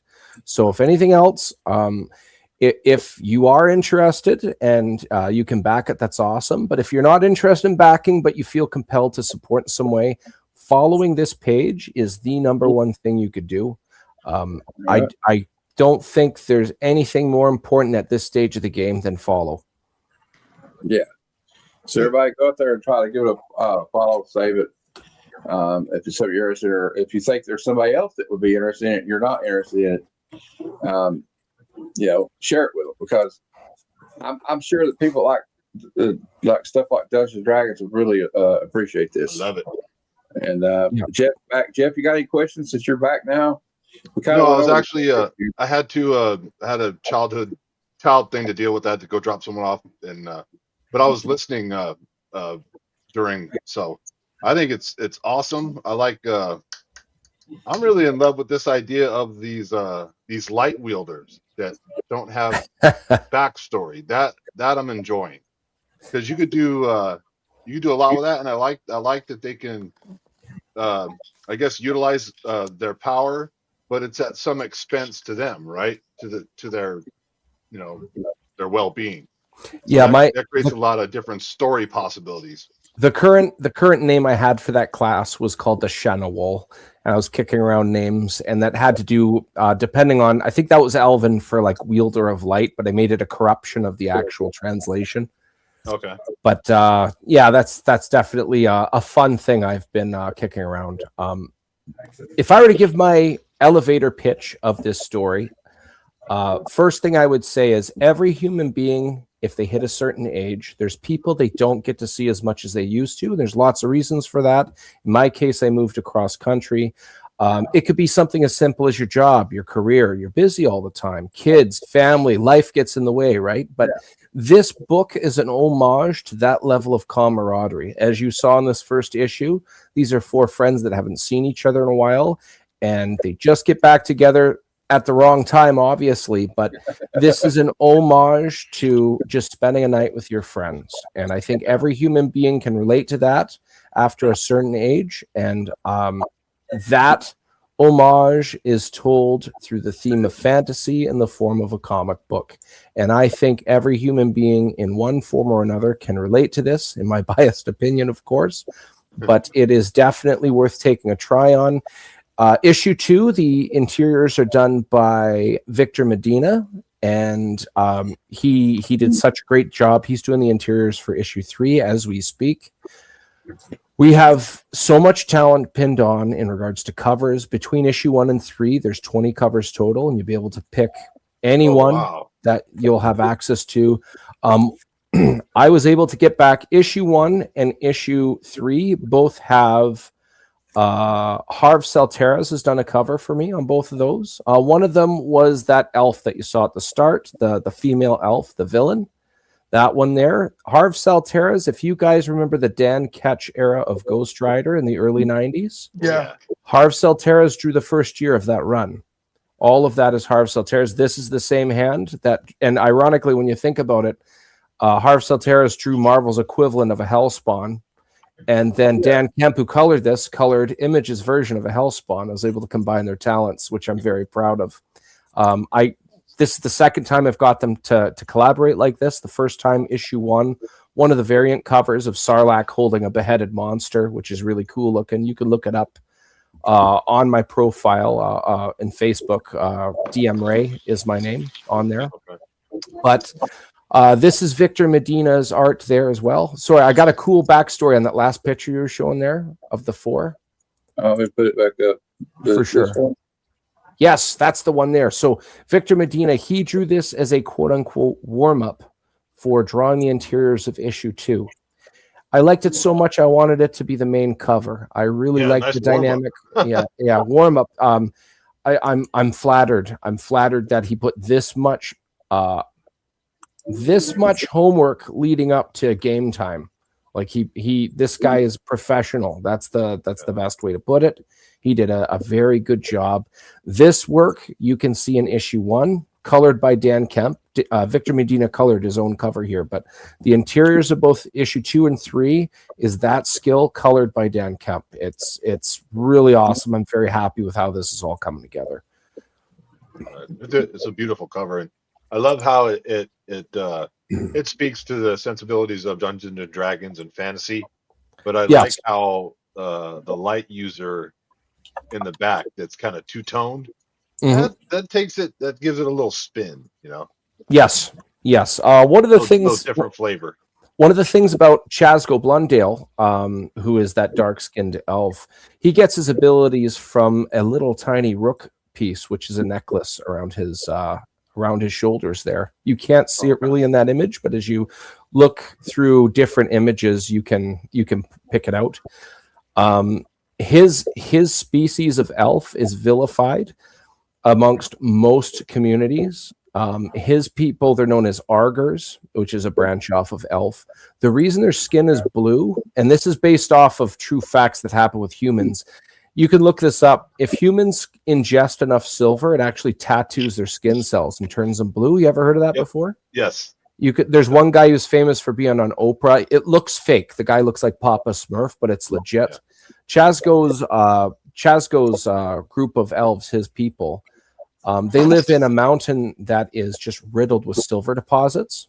One of the weirdest things about their culture is they feel all of the silver in their veins, because it's fantasy, of course.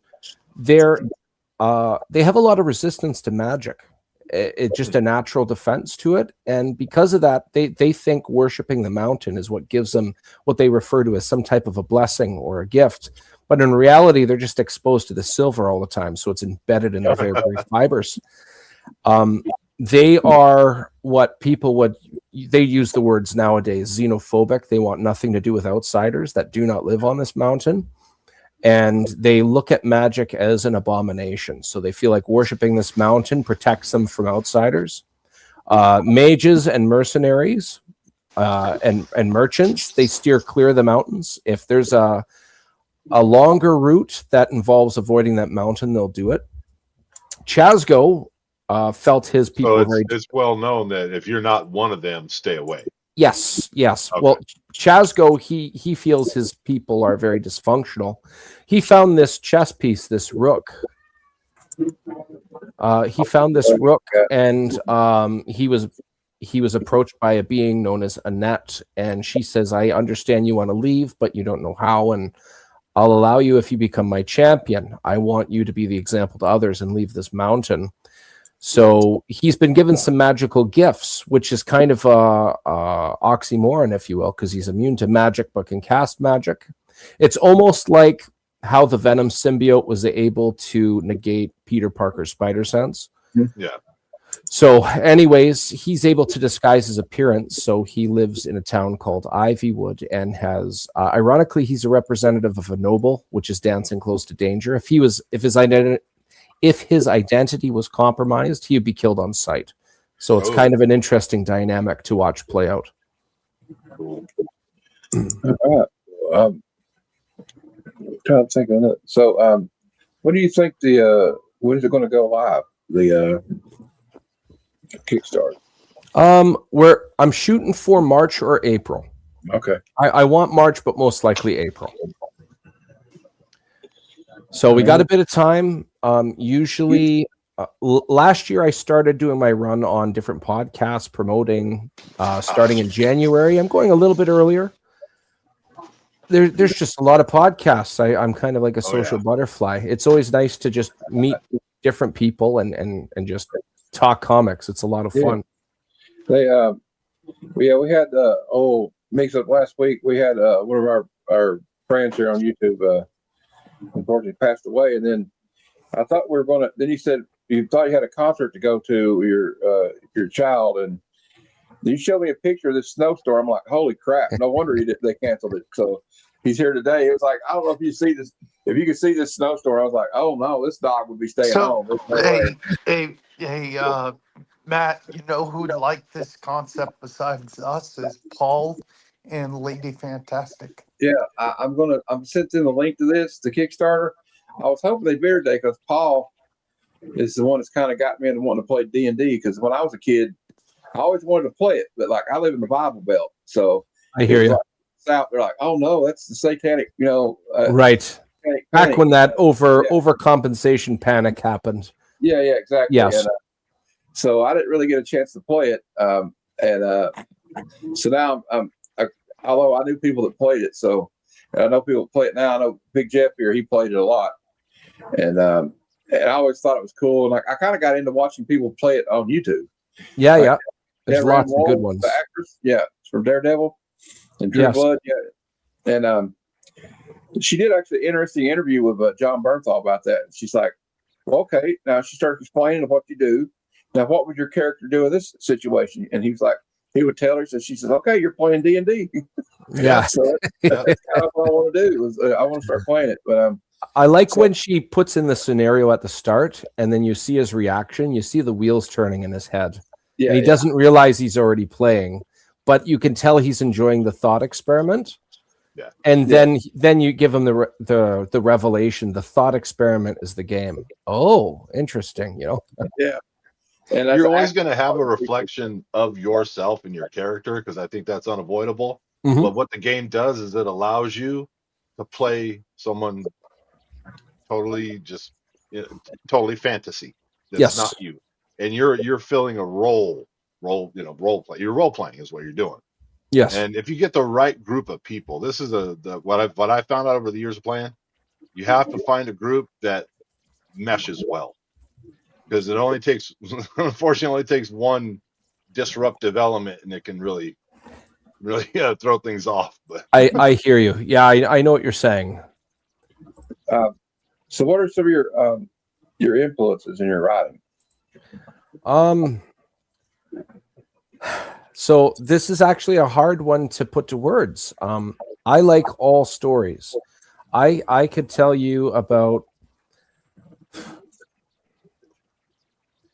I guess the best answer to that is if I was trying to be the best Peter David, for example, may he rest in peace. He just passed away.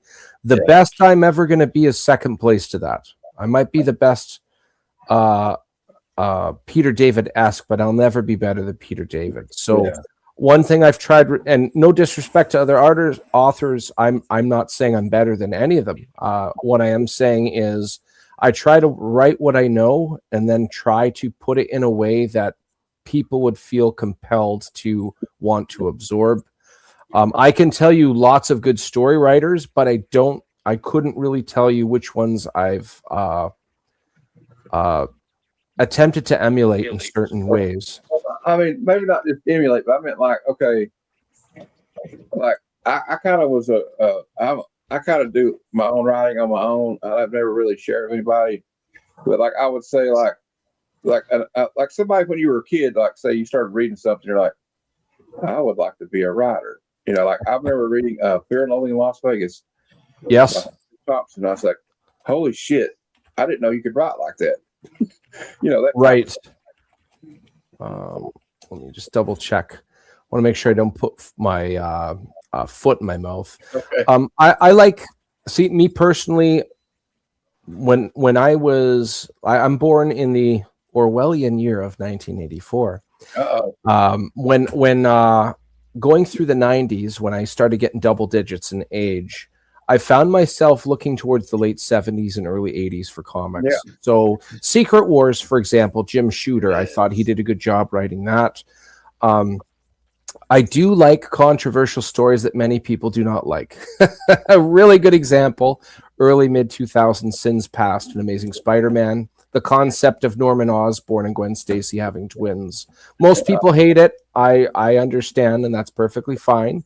I just brought this up in another podcast not too long ago. I like the concept of amplifying power versus responsibility and how far Peter should feel responsible for that dynamic, going as far as hating himself for driving a pole into Gwen Stacy's grave to get a DNA sample to see if these kids are actually her children. And this was a woman he loved very much. And somehow he feels he has some type of responsibility towards these kids. Little story dynamics like that. You know what? That's the best way to put it. I like stories that drive thought experiments. So just like you brought up with Mr. Berthal there, going through, well, what would I do next? I don't know. I like ones that provoke thought and make me think more, not necessarily about specifically the story, but everything that revolve around it, from repercussions and dynamics like that. Just recently, I saw a movie called Palm. I forget who directed it, but it's about a woman going into a retirement home and she finds out she's got X amount of time to live. So she decides, you know what? I'm making a cheer squad. I used to do that when I was younger. So she has all these elderly ladies having this they're cheerleaders essentially. And the story was, if you know you're going to go, how do you do things on your terms? And questions like that. If I find myself asking questions after a story like that, repercussions and how things would play out, I feel that's a very successful story. Yeah. And like a lot of times a great writer, like I remember reading when Frank Miller, like just Frank Miller, for example, like when he's writing Daredevil, and a lot of people are very unhappy with him when he killed off probably one of those popular characters that ever been created in Daredevil and Elektra. Yes. And it's amusing as I was reading, I had fun going back and reading the old letter sections. And one fan wrote in, he says, Frank Miller's a genius. But then again, they said the same thing about Hitler. I love it. He did his job, though, right? He did his job. If it's like getting an emotional response like that out of somebody that he killed, if you care so much, he made you care so much about this character that, I mean, I don't know where I'm going with this, but Jeff, you know what I mean? What I'm saying? Well, even the imagery alone of that, where you see the side not poking through her clothes, but obviously it's right through her. That was at the time, I think, one of the most graphic images done in a comic book that kids could get access to. Again, when you think about, okay, this is a person that's been in your life if you're a fan of Daredevil. And now at the time, this is before DC ruined deaths because of the death of Superman and the breaking of the bat, and then it was all undone. And now when somebody dies, I'll see that character in 6 months from now. Yeah. But at the time, when Elektra was dead, like, oh my God, that's it. Like you think it wasn't safe because like the Barry Allen died. He was gone for like almost 30 years. Yes, Hal Jordan, he was gone for a while. Thor through the early 2000s, same thing. Marvel, the original. When I was a kid, I remember when the Death in the Family started hitting local news stories. Yeah. And that cover came out of Robin, laying in the rubble. Yes. Well, when you're still a kid, and Batman and Robin have been part of my life forever, Yes. To see I know they're not real. I'm aware of that. I'm not, but it's still, it does something to you, Yeah, it's understandable to be disappointed. Tony. Yeah, and it's like, are they really gonna kill Robin? They can't do that. He's a good guy. I voted to keep him, by the way. Yeah, and then I go to the movie theater. I can't remember which one the movie came first, but I go to the movie theater because I love Transformers, and we all know that story. So, but it was like when you're young and and the death of Superman, and it's like you can't kill Superman. That's like killing hope.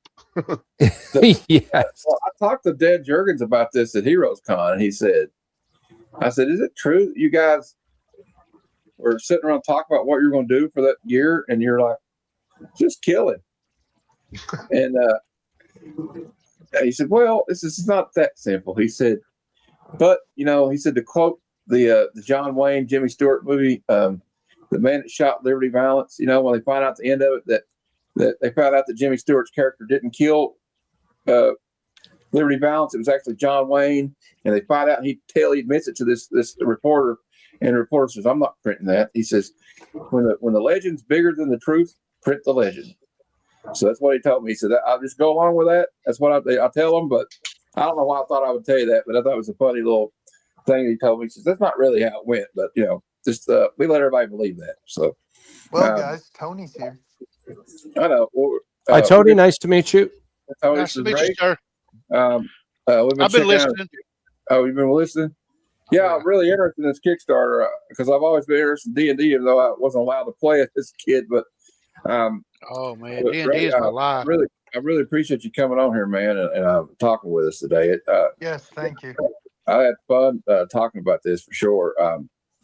Is there anything else you want to talk about with it? Because I feel like we kind of went off. I know I kind of went off the reservation talking about Frank Miller and Batman. Well, the theme was story. We're talking about good story.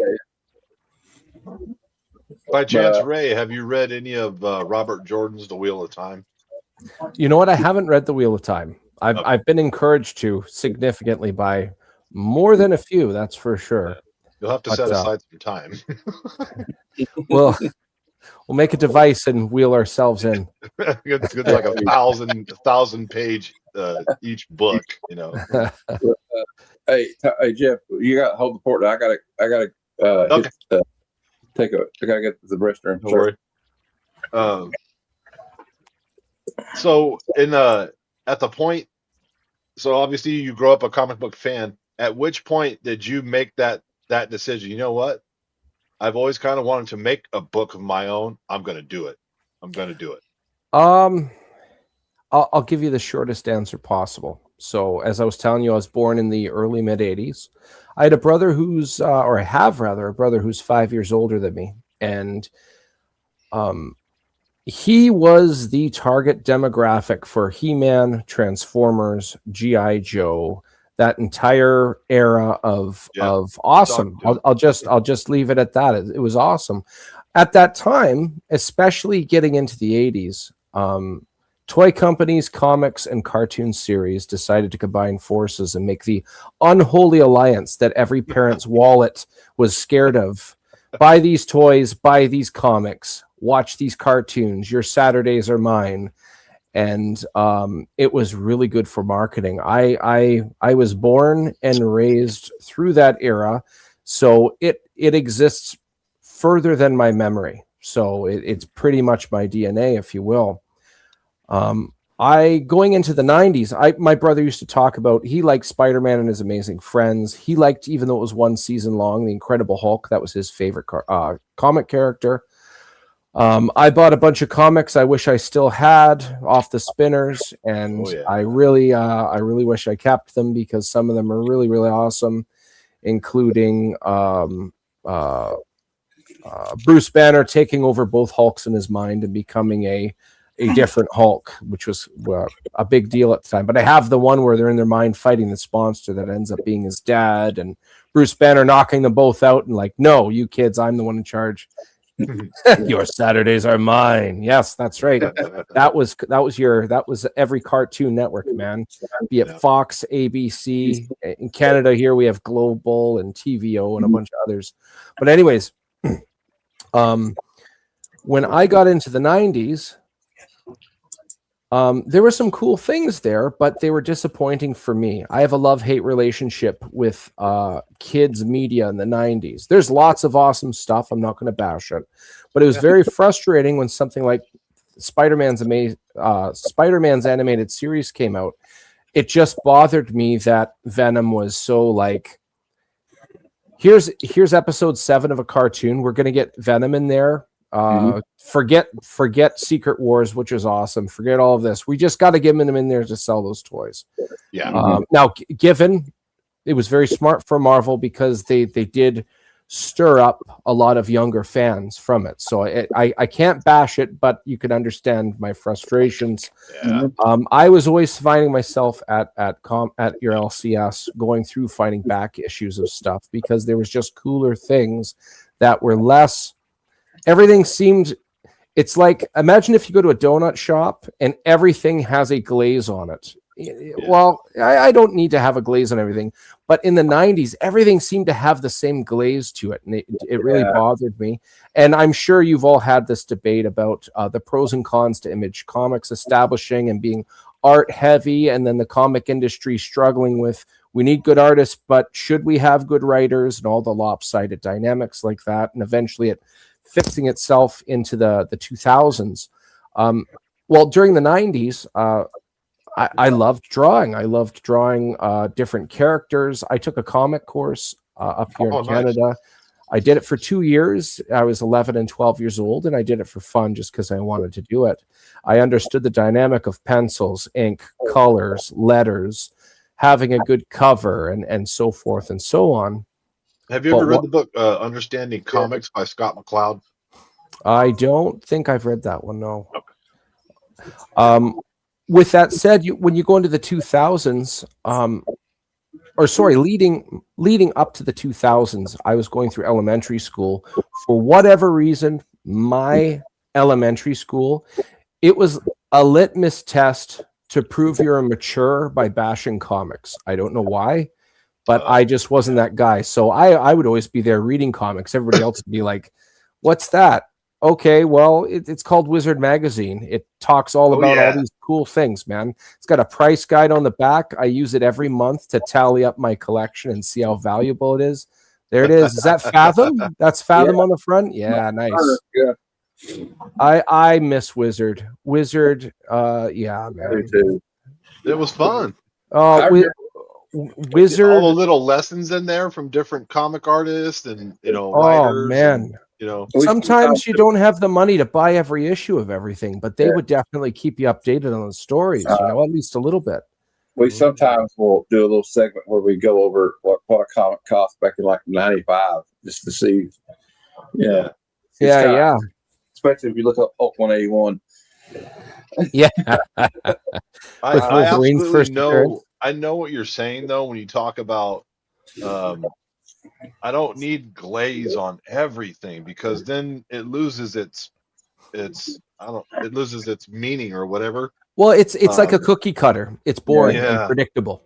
Well, also Yeah. the other When you thing look about, across the aisle of comic books, or you look all the comic books on the spinner, and everything, yeah, there's different artists, but why does everything kind of look the same? It all looks Yes. very. And a really good example to just illustrate exactly what you're talking. Wizard Mag was our internet back in the day. Absolutely, it was pretty much social media to add to what you're saying there. But one of the most frustrating things that illustrates everything we're talking about, that cookie cutter, that glaze, whatever it is, if you watch the 1990s Hulk cartoon where Lou Ferrigno voices Hulk, there everybody's got pecs, everybody has delts, everybody has at most 8% body fat. At one point, Rick helping Hulk in a scenario that involves being in the leader's lab, I think. At one point, he has to motion back to like 10 feet behind him to get on a computer. Rick Jones, who I'm not saying he's a slouch or a couch potato, but he's not like a prime athlete. He backflips behind himself 10 feet. Yeah. That, in my opinion, is the epitome of, I'm not saying the 90s comics were bad, but every era has its pros and cons. The cons to that is everybody was expected to be like prime and shiny. Everything, everybody's muscles. You could see their muscles through their t-shirt and jeans. And also, it was like the flashy, like splash page. You got the guys like, and look, I'm a big Todd McFarlane fan, but him and Liefeld, there was kind of a detriment to these guys. It was a stylized thing because when it became more art driven, they kind of turned off some of the old school writers like Claremont. He jumped ship like not long after Jim Lee was writing X-Men or drawing X-Men, I mean. And Frank Miller, he came out bashing them. John Byrne didn't like it too much. So you kind of had a backlash there all of a sudden, right? There's a lot of growing pains there. Yes. Yeah. Yeah, definitely. One of the toughest goes was I would say anywhere from like 94 to 97, in my humble opinion, I think was the toughest part of that era. There's lots of awesome in that era. Image, I think, did a very good, lots of good that came from Image, including proper recognition of artists. But yeah, 94 to 97 was kind of like that. I call everything was too shiny, everything was too predictable and cookie cutter. Yeah. Would you agree with this statement? In that period you just described, did it feel like artists were drawing to a formula instead of drawing from their own voice? Not all of them, but many.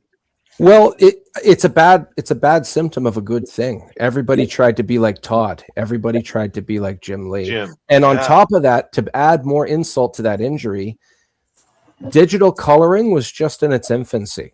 Mm-hmm. So they're on top of the growing pain we just mentioned. Digital coloring had some growing pains there, and it was just, in my mind, that is a tough dynamic for me to swallow. Those little pinch of years there.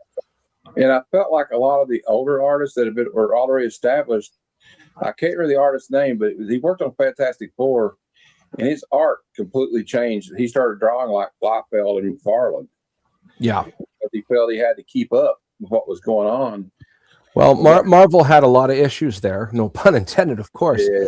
But they for McFarlane to just be like, okay, here's Spawn number 1, bam, outsells Batman, outsells Spider-Man, outsells. Do we catch up or do we get left in the dust? And in reality, they should have ignored both those options. It wasn't a false binary like that. It was let's stay the course and do some cool things. Obviously, learn from some other successful people, but they overcompensated, in my opinion, far too much. And I think the other thing is because they were taking on new artists, they were expecting McFarlane from these new artists. When in reality, who's McFarlane? I'm trying to be like person X. No, he was Todd McFarlane. Other artists should have been like, I should be doing my own thing. And I think that's where the pressure of the cookie cutter dynamic. Yes, 90s leather jackets, especially late 90s, early 2000s was the worst for action movies because everything was leather jackets and sunglasses. and I already made this joke in another podcast, but more bullets than snowflakes in a Christmas special. Yeah.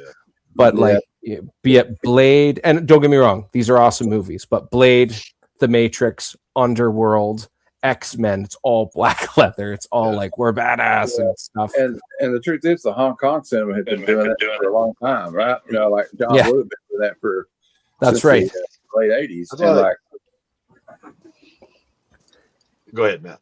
I was just going to say, but the thing about like that I admire about Todd McFarlane, I think Marvel missed the point, because I kind of felt like he was kind of punk rock. Like, look, you don't want me to do this? Okay, fuck you, I'm leaving. Bye, Todd. The famous last words. But like during that period, I was drawn to like the Sam Keiths and like the Bill Sienkiewicz, but I know he's been around for a long time already, because they rose above the noise. They rose above that cookie cutter type look. You know, there was a funny story about that when they left Marvel that day, and he said he remembered like the editor ran down the hall and like stopped the elevator from closing. He said, if it doesn't work out, you can come back. And then the door shut. And he looked at Jim Lee, Todd did, and he said, they don't think we can do it. I like the story later. They went to DC that very same day and had a meeting with them and said, we're not working for you either. See you later. Yeah. They basically put her to put them on notice, like put you all on notice. Now they did do good thing with like having although it kind of ended up with too many cooks in the kitchen type of scenario. You know what I mean? Like everybody being creator owned, but like it works now. I think they've come to a good place with it. You know, Kirkman doing a lot of the leg work, and there's my friend Aaron. Hey, PSG.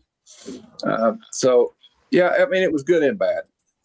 One of the interesting things about that as well, with Todd leaving Marvel, the last panel he drew in a Spider-Man comic was by Todd. That's what Peter's saying in that panel. Yeah. But recently, Marvel and Image are doing a team up with Spider-Man and Invincible. Yes. And McFarlane is drawing part of it. I don't know if it's a cover anymore, but I saw a cover. I don't know if it was like somebody doing a joke, but here you have Invincible behind Spider-Man, like, hey, move over, make some room for me. And then has Spider-Man doing his dramatic McFarlane contorted swinging position. Underneath it says, hi, Todd. I thought that was quite amusing. Yeah, I don't know if I know he's going to be doing the cover. I got kind of a hopes up that he was going to be doing the whole book, though. So I hope maybe I'm wrong, but one of the cool things that I've had the privilege of being exposed to is stories of these dynamics through my colorist, Dan Kemp. He came in at about the second generation of Image, the second wave, so like a handful of years after establishment of Image. And he tells me some cool stuff about like coloring for. Nice to meet you, Miss Fantastic. Hi, nice to meet you too, Ray. And one of the cool things is he tells stories about interacting with Lee Field for Extreme Comics, or interacting with Brian Hamberlin. I've heard some lovely stories. I think, like him or hate him, I think you'd like the stories. That's all I have to say about that. You would like this story Ray's working on. It's like D&D-esque. Oh, Ray. Is that all right if I bring it up again while we're talking? Yeah, for sure. Why don't you bring up the launch page and those two covers? And it's a 3-issue miniseries, so it's not high commitment. It's heavy fantasy. There it is there. Madcaps. It's about 4 friends. Necromancer who's attempting to curse the town by sunrise. That's what's happening at the start of issue 3. Leading up to that point, these guys have been catching up to who this individual is. They had no context who was running this problem, but there's basically a fictional drug called Weave, and there's speculation it might have been the reason for an undead outbreak. And these friends are continuously playing catch up. At the start of issue 3, this doesn't spoil anything, but there's actually revealed there's a curse on their hometown Ivywood that's going to take place as soon as the sun rises. So these guys are on a little bit of a suicide mission in this last issue. They're exhausted. They're definitely not the best of mercenaries, but they are the closest ones to solving this problem, and they're the only ones who know about it. So this last issue is just a last-ditch effort to not have a lot of bad things happen. They're not the ideal people, but they have not the courage. They have the will to act, and we'll see how they do. Well, it's like the Guardians of the Galaxy or Suicide Squad or something. You know? One could argue that, but they're all. I guess the best way to put it is these are not like jaded mercs or their backgrounds. These are not fighters. Some of them can use magic and stuff, but it's very interesting because brutal violence isn't their go-to per se, with the exception of one monster hunter. But this last issue, like I've said this slogan at the end of issue 2, but basically we got melee, we got magic, we got monsters, mayhem, all sorts of like chaos going on. It's hard to justify action in a story. My interior artist Victor Medina, who drew that cover for me there, he said he really liked the script in regards to it isn't just action, but this third issue, the action's justified. So it's a pressure cooker waiting to explode, and it's going to be a lot of fun. Very cool. It's a really nice I like cover. a good old, I like that. Thank you. Good old fashioned time crunch in a story. Yeah. I definitely feel this is. There's a lot of surprises in this. I've said this since issue 1. It is torture not being able to talk about all of it. But after April, getting into the summer, I can finally discuss the entire thing, and it's Cool. The whole story in its entirety is what I'm trying to say. Well, Go ahead. You had me, Go ahead. I was gonna say you had me at fantasy. What are you gonna say, Carolyn? Well, it also reminds me of like the Fellowship of the Rings, where it's like, you think Frodo was in any way prepared? He was probably the least qualified person to endure that challenge, but at the same time, Gandalf knew the stout-heartedness and stubbornness of hobbits, and he believed in their innate goodness. And so it's just like, strong power teams come in forms that are not necessarily what one would assume, One thing I always I firmly believe about Gandalf and his belief in Frodo. I think one of Frodo's greatest strengths going through that was his ignorance and not fully understanding what he was about to put himself through. And obviously his loyalty to lineage, like his uncle who did his own adventure, and I want to go on an adventure too, and it got tough, but I have to keep on going kind of. Well, and it was very much, okay, Bilbo left this ring to me. What must I do with it? Yeah. It is now in my possession, and you say it's this really bad thing. Well, let's take it to Rivendell, and then they freak the fuck out about it and start fighting, and then he's like, okay, fine, I'll do it. Just tell me where to go. But, and Gandalf knew out of the people. He died. Gandalf knew it would kill him. I know, but he also knew that out of all the people that they had available, he was the only one that could bear the ring without being completely corrupted with it immediately. He did have that fortitude, yes. Yeah. And I think what you say is that that pureness or perhaps ignorance or whatever protected him, that naivete protected him. But I think it would have been significantly harder if he understood all the scares and the worries of the world that he was about to be subjected to. But I think we can all agree that the real MVP was Samwise. Yes, absolutely. Samwise is the ideal friend you want. I heard somebody say once, if you don't have a Samwise Gamgee in your life, then it's your responsibility to be Samwise. Yeah. Yeah. You got to be the Sam in your own life, and like try and be the Sam in your friends' lives. Mm-hmm. And there was like, sorry. No, I'm just going to go and show the. We don't have to go over it again like we did. I just want to show everybody the art again, if it's okay. Yeah, for sure. And also, I want to make sure everybody knows the issue 1 has a different interior artist. Shout out to Evan Quiring. One of the reasons I had to go to a different artist, Victor Medina, for issue 2 and 3 is because Evan is a busy individual. He has his own comics out. You could look up Murder City Devil, Lucha Mysteries. He's got a lot of cool stuff going on. So if you look him up, check out his stuff. I was really happy to have him for first issue. I'm definitely happy to have Victor Medina for issue 2 and 3. But here is Evan Quiring's art with Dan Kemp's colors on it, and obviously Micah Myers doing all the letters. And the coloring is really great. Yeah.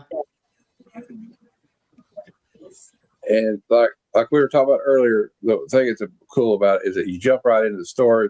We don't have a lot of okay, we're going to spend 32 or 64 pages explaining where these characters came from. We get a good idea of where they come from pretty quickly, which I think is a very good job that you did there. Thank you. I think it was very important that people felt like a fly on the wall, where they collect information as they go to gather about the individuals. And it was done in such a way that the critical information about these characters you gather, but sometimes there's things that are there that aren't explanatory. And that if you were a fly on the wall with some random group of people that were friends with each other, they would say inside jokes and stuff you wouldn't get, but you would get the important things about their interactions with each other. Yeah. The one example I already gave at the very start, when Madrakis has to give his name, and the guards, they're not a fan of him, and he has to say Ivywood's charges against me were dropped. Well, tell more, but I don't. Yeah. But you have a feeling he doesn't want to be in that town. Yeah. And you get the feeling that some of them don't want him there anymore either. Yeah. You kind of want to know, what do you do? It kind of reminds me of, remember in Avengers when Hawkeye and Black Widow are I about called her Black Widow. They're saying, this reminds me of the time we were in Budapest. You remember Budapest? I'm trying to forget it. But I wonder what happened. It was an okay time. You and I remember Budapest very differently. Yeah, I kind of wanted them to go back and do a movie, those two, so we can find out what happened in Budapest. Yes. I really love this right here, man. That's so Chazgo, the blue skin. Yeah. One thing, if you take notice, his speech is different color. Yeah. I did that on purpose because I wanted him. He's a very iconic, or I should say rather, a textbook case of not being able to judge a book by its cover. I wanted him to look very haunting, and I wanted his voice to feel very deep and smooth, almost to that of the skill range of Kevin Conroy for Batman the Animated Series. I love Kevin Conroy. Yep. I wanted this fella to not necessarily sound like Batman, but an angry Bruce Wayne, because Kevin Conroy had two different voices for Bruce Wayne and Batman. I wanted him to be somewhere in between there. And so I wanted the dialogue to look like it was almost uncomfortably smooth. Hey, Caroline, I messaged you backstage. And I like what he does right here. He's like, a great one. He's like, what he tells me is, do you have something better than a good axe? He goes, I have a great one. Yes, and one of the backgrounds that earlier in the story when they're repelling the undead, there's a joke about him being underdressed, and then when the undead outbreak happens, do you feel underdressed now? He says, never leave home without a good axe, and he has a hatchet. So Madraka is saying, do you have anything better than a good axe? He says, I have a great one. That big beefy blade can do some really cool stuff that you'll be able to see in issue 3. Oh, cool. Nice. Here's them intercepting their lead, which is apparently a transport for an illegal for weave. And that's where the story basically leads off there, as they're attempting to interrogate some of the survivors of this skirmish. And we leave on a cliffhanger. They're like, well, should we continue on, or should we go tell somebody that's better suited for this job, basically? Yes. And I really love this. I can't wait. Now, will there be a chance to go back and get 1 and 2 if we haven't read? Absolutely. But I'll do you one better. So all 3 issues, you can get any cover, any of the variant covers. That's 20 different covers total. And there will be, as within those 20 covers, there is going to be a special edition trilogy package with virgin covers, just the ink and just the colors on it, by Rod Ramos Rodolfo, colored by Dan Kemp. And all 3 covers, brand new covers of all 3 issues, 1 to 3, they make one picture, all 3 covers. I can't show it yet. And you are the second podcast I'm saying this to. In the new year, I'll start showing some of this stuff off. Unfortunately, I can't right now. I'm very responsible with leashing myself, but I'm equally hating myself right now for not showing it. But it's so good. You're like, you want to share everybody, but you know you can't. Yeah. Oh, so, dude, I've got a glow in the dark cover. I've got a lava foil cover. I've got a lot of cool stuff. I that's the first time I've said that one out loud. Actually, the lava foil. I could tell you the name. His name, Fish Lee, did that one, and it is killing me. Like, I'm looking at it right now on my screen, and torture. Nothing short of torture. Well, you heard it here first. Yes, that's right. Lava foil cover coming down the works. All right. And like I said, I really appreciate you coming out. It's great to bring somebody on that's actually, me and Jeff have joked about it. Like, I had an idea for one, but like actually be able to like bring it to, to this point is amazing to me. So a lot of hard work for you for that. It's a lot of hard work, yes. And I'm sure it's a labor of love. So yeah, well, it's not my day job, so I can't do it at a pace I would prefer. I've been doing 1 issue a year, and that's just because life gets in the way, just like the joke about not being able to see my friends anymore. If anybody is just late to this podcast, if you go to the Madcaps pre-launch page, even if you do not back it, if you just follow, you will be helping out leaps and bounds in such an effortless way with one simple click of following that page. It's Granted, free. You will be notified later, but if you click on that now, last I checked, I was at 45 followers, which is huge. I'm beside myself that at 46. Look at that. I really appreciate all the support. I dropped the link again, even though the link is also pinned in the top of the chat, but I've dropped it again for this page. And it's not, this is not going to like charge you. This is just because it's not launched yet. So just save it. And, I think I got it saved. It's just saved. So I got it saved. And so I really appreciate all the support you can give him for this. Because, I mean, as you can tell, he's really passionate about this project. And I think it's going to be great. I'm going to back it when it comes out. Thank you. I appreciate it. That's very kind. I look at it like this too. Everybody here at some level loves comic books. We all have our story about how we came to be in love with comic books on the hobby. And without people that create comic books, we won't have them. So anytime we can have somebody on the show that is actually making one, it's really fun to talk to. And think about this, guys. This is like, you may not be able to like influence what DC or Marvel or Image or somebody does. Well, this right here, you can influence this coming out. Yep. So you can actually be a patron of the arts here. So one of the biggest advantages I feel this story has over Marvel and DC, and I hesitate to word it like that because I don't want to come across as arrogant, but Marvel and DC, they have quotas that make. Sometimes there's negative effects to that. Filler issues to make sure certain story arcs and comics sync up at certain months. Sometimes they run out of ideas. Thank you very much. I appreciate that. Number 47, Agent 47, if you ever played Hitman in the early 2000s. But if you, the thing with Marvel and DC is sometimes if the creative well is a little stagnant, sometimes they start throwing things against the wall to see what sticks. Sometimes it's awesome.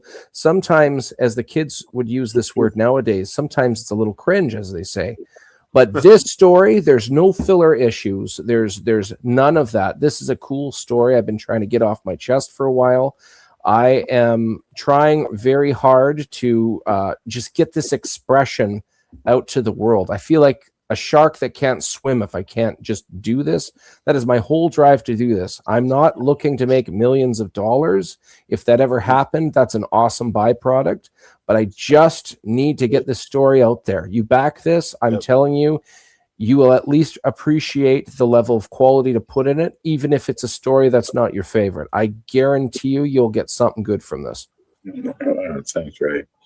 Does anybody, Tony, you got any questions? Carolyn? No. Okay. That's cool. But yeah, so guys, you know, I just like having people on here to talk about, like, you know, yeah, totally Missing Mars. It's totally grassroots, and like you got that DIY type, you know, ethos a lot on Kickstarter, I think, and that's what's great about Kickstarter. There's something for everybody on there, and like this is definitely, if you like fantasy stuff, I think you're going to like this one. I read the first issue today, and I said I got to read the second one. So, and I said I got to get the comics now. See, I'm a collector, so not only want to read it, I want to. I'm going to get some covers, you know, like, especially like, I'm going to see this one. He was talking about the lava cover. That sounds interesting. You want to know something really funny about issue 2? This is very left field. One of the characters has to disguise themselves as a woman to trick some bandits. I won't give any more details to that, but I think you'll have a good chuckle out of it. I hope it's the one I'm thinking. I'm hoping it's the one I hope. There's one I'm hoping it is. I'm just saying. But yeah, this is I appreciate you coming on, man. And this is the Kickstarter page, guys. I put the link in the chat a bunch of times, so if you could save it there, we'd appreciate it, and we'll appreciate it. Yep. I appreciate you coming on, Ray. Thank you. This was a great time. I'm happy to come on again. Just reach out to me, assuming my kids are asleep and assuming I'm not. Thank you very much. I appreciate it. 48. I've surpassed. Wow, that's pretty awesome for December, man. That's my best yet so far. So hopefully this is full circle, grand slam. You want to come back when it goes live? Yeah, absolutely, definitely. Right. Yeah. I'm in. Like track the progress. I'm sorry, we kept like crossing our wires. You know, we had some stuff come up, but for sure, here, man. I was glad. I was happy when you sent me a message. Not happy that your event got canceled and all that, but like in the snow. But like, if you should see the snow, you'll know why he didn't go. Dude. So up here in what I like to call Winterpeg, you know, there's a really funny. Just like every other city, Winnipeg has Welcome to Winnipeg. It has Welcome to our city. But somebody took a White Walker from Game of Thrones and photoshopped them in front of Welcome to Winnipeg. So it's like all snowy and stuff. But Winnipeg right now, just we're almost at 50. We're almost at 50. That? 50. Oh, wow. Yeah, I was at 50. 40. Thank you, Miss Fantastic. I appreciate that. Really awesome. Caroline has some books to show later, by the way. Okay, Will, calm down. I'm just looking at. Come on, guys. Let's want it in Fahrenheit. Right now, in Fahrenheit in Winnipeg here, it's -14. Holy crap! We use silly meters up here, so I was going to give you Celsius, but I know that wouldn't really hold any weight with you guys. So, what is it where I'm at exactly? Well, I have a friend in Canada. 50, nice. And we joke with him that I call him my friend from beyond the wall. You know, a little Game of Thrones humor there, I guess. And I'll bring it back up. I'm going to refresh it and bring the page back up and see where we're at. Sometimes I don't have a wide audience, but like what I'm also going to do is I'm going to. Yeah, okay, we're at 49 here. Let me refresh it. See where we're at. What's up, Steven Spock? I think I got it. Okay, it says saved. It's saved. Yeah, it's saved. All right, no, that's really awesome. My best so far from the last 2 issues is 121 followers, and that was starting 52 today. Nice. 32, I think, is freezing in Fahrenheit. Is it not? Is that right? I think so. Yeah, 32. 32. Yeah. I live in Kentucky. Our weather's been like crazy. It was down to 5 degrees on the weekend, and then it Fahrenheit, and now it's 55 degrees Fahrenheit. So I don't know what's going on. In Celsius, freezing is 0 and boiling water is 100. So with just whatever is below zero is below freezing for us. But just the way it works out in Fahrenheit and Celsius, -40 and -40 are identical in temperature for whatever reason. I don't know why. There's an equation. It's like 5/9 or 9/5. Yeah, it's or 5/9 like or 9/5, depending on Yeah, which yeah. way you want to convert. That's crazy. Mhm. It's interesting. Math is always awesome. I love math. But yeah, this has been really great. Burnham, guys, he loves meth. Hey, you know what? I can segue that because this story having to do with drug abuse. I do not want to ever portray what you saw in arcades in the late 80s and early 90s. It would show that American crest and say winners don't use drugs. I'm not advocating for or against. It just happens to be part of the story. So I can guarantee you this book is definitely not preachy. So do not ever feel like I'm going through some like roundabout way and yeah, you shouldn't be doing this and bad thing is bad. It's just a cool story and things happen to be in it. That's all. No, this is your brain on drug, egg frying or anything. You know what? I actually used a parody of that when I was promoting issue 2. I said, this is your brain, and it was the shattered egg, and then a regular brain saying, this is your brain on the Madcaps back now. There you go. There you go. Well, With that said, I have a little bit of a date I'm going to be doing with my wife in a little bit, but this has been a lot of fun. I really appreciate you guys taking a chance on me here. This has been a good time. I look forward to doing it again. And hopefully the snow will be melted by the time this thing launches because it definitely feels like Christmas right now. That's all I have to say.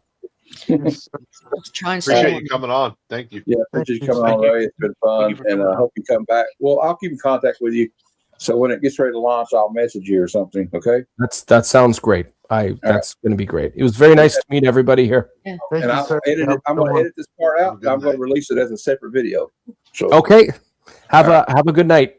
Take care, All right. buddy. All right. Bye. All right. That was fun. All right, now let's do drugs. Just kidding. Hey, what's the poll at? you know what? Hey, Matt, Wait. because I didn't show Hey, my hey, hey! books. We've had enough polls. Hey, Matt, because I didn't show my books earlier, let me redeem myself. No, you can't redeem yourself. It's too late. It is too late.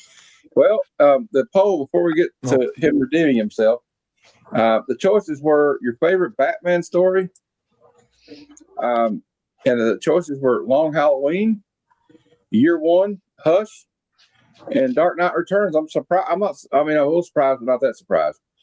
So at 55%, Dark Knight Returns. At 32%, we have Batman Year One. At only 9%, we have Batman The Long Halloween. That's a good And- one. Yeah. Coming in at 5%, Batman Hush Part 1. Look, y'all. I love the Dark Knight Returns, but I was really torn between the Long Halloween and Year One. So, Holy crap! well, for me, it was Dark Knight Returns and Long Halloween.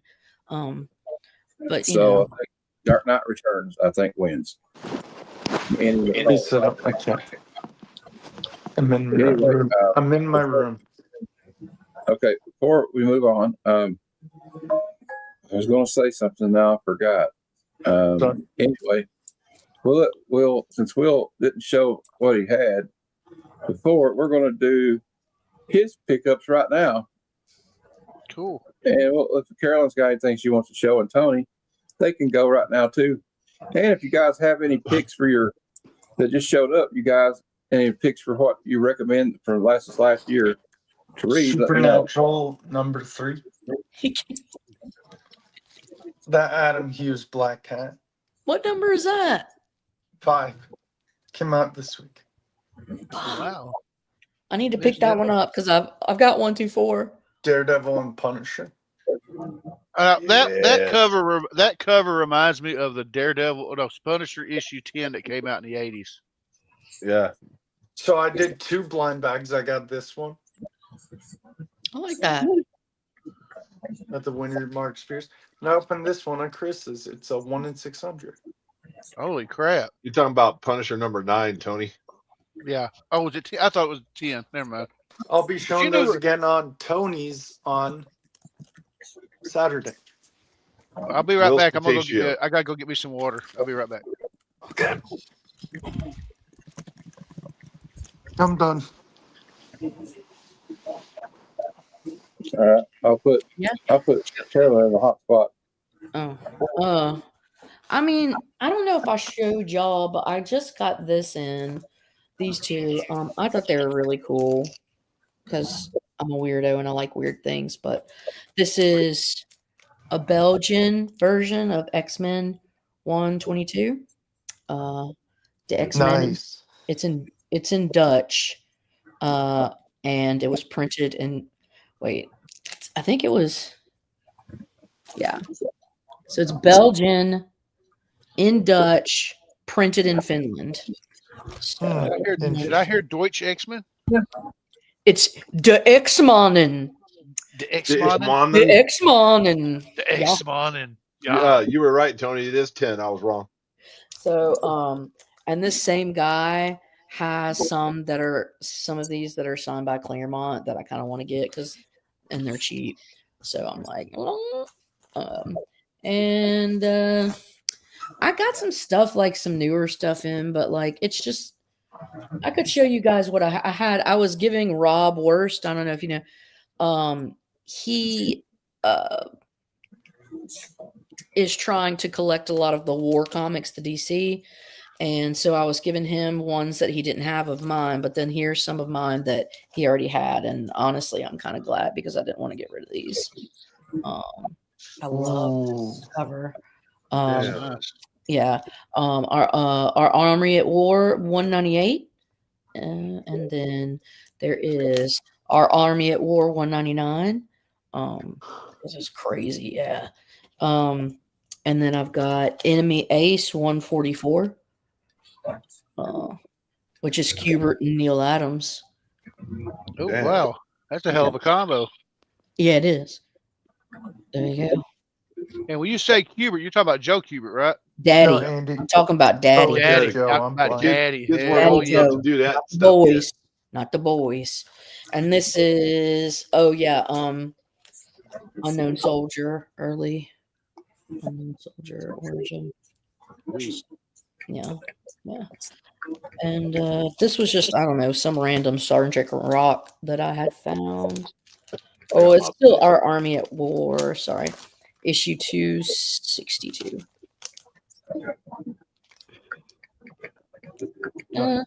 So there's that.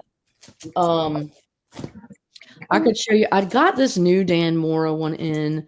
It's not particularly like crazy or anything, but it's a very Brady Bunch. Yeah, that's why I got that one when it came out. I was happy. Yeah. Oh, that's pretty cool. I like that. Yeah, and the second print has the Trinity, which is cool, but like in just 3 squares down. I think that's actually the more popular one. You said that was a Benosian? No, this is Mora. Mora. Yeah, this is Mora. I guess I could show you the war books that I'm giving Rob. Here's the ones that I'm sending him. And then you guys can just go from wherever. So I'm sending him our Army at War 197. Yeah. Yeah. I really like that one. Look at the kids. Oh, he's dropping a Medal of Honor. Yeah. Yeah. Damn. Yeah. I think it was a medic or something. No, he says for a civilian, a medal for a civilian because he earned it. Or whatever. Oh, wow. And then this is our fighting forces with the Hellcats, issue 120. Wow. I love that cover. I mean, Where'd you find that? McKay's for $3.50. They have a place called McKay that's freaking great down there in Tennessee. There's Yeah, one, apparently it is. Yeah. No, hey, Jeff, there's one. It's cool that you have that, Caroline. I got this for $1.75 at McKay's. Ah, No Jeff, shit. Jeff, there's a McKay's in Knoxville, Tennessee, by the way. Jeff, I'm we might jealous have to too. make time, dude. We I'm might jealous have too, I Jeff. found this one at McKay's. And I think it was $1.75. And I was like, what Yeah. the literal F are you selling this for this much for? Well, if the McKay's in Knoxville is anywhere like the one that she has, we're gonna rape that. Now place. this one I did get off. I found in a box. I paid $20 for this, but it's issue 100 because it was like, come on, man, that's a really nice shape. Yeah, and issue And that's 100. old school air battle. Come on now. Yeah. So, but this one, it's like, Rob, Oh, you need this in your collection. You're the army man. I don't know. All right, that's all I got. That's all I'm showing for now. That is freaking awesome. Yeah. Well, let me get some books together some other time, and I can show you guys like all kinds of bullshit. I mean, I could show you the DC variants that I'm giving Rob too. Yes. Okay. Go ahead. You want to see that? I'm giving. So, and these are also like I'll change my fine. name to Rob. Rob Waters. So also at McKay's, I find these DC variants for like in the 50-cent bin or like for $1.50, like ridiculous because they don't pay any heed to them. It's McKay's. They're just trying to get rid of stock. So I got that one. a Robin 20. Meow. Yeah.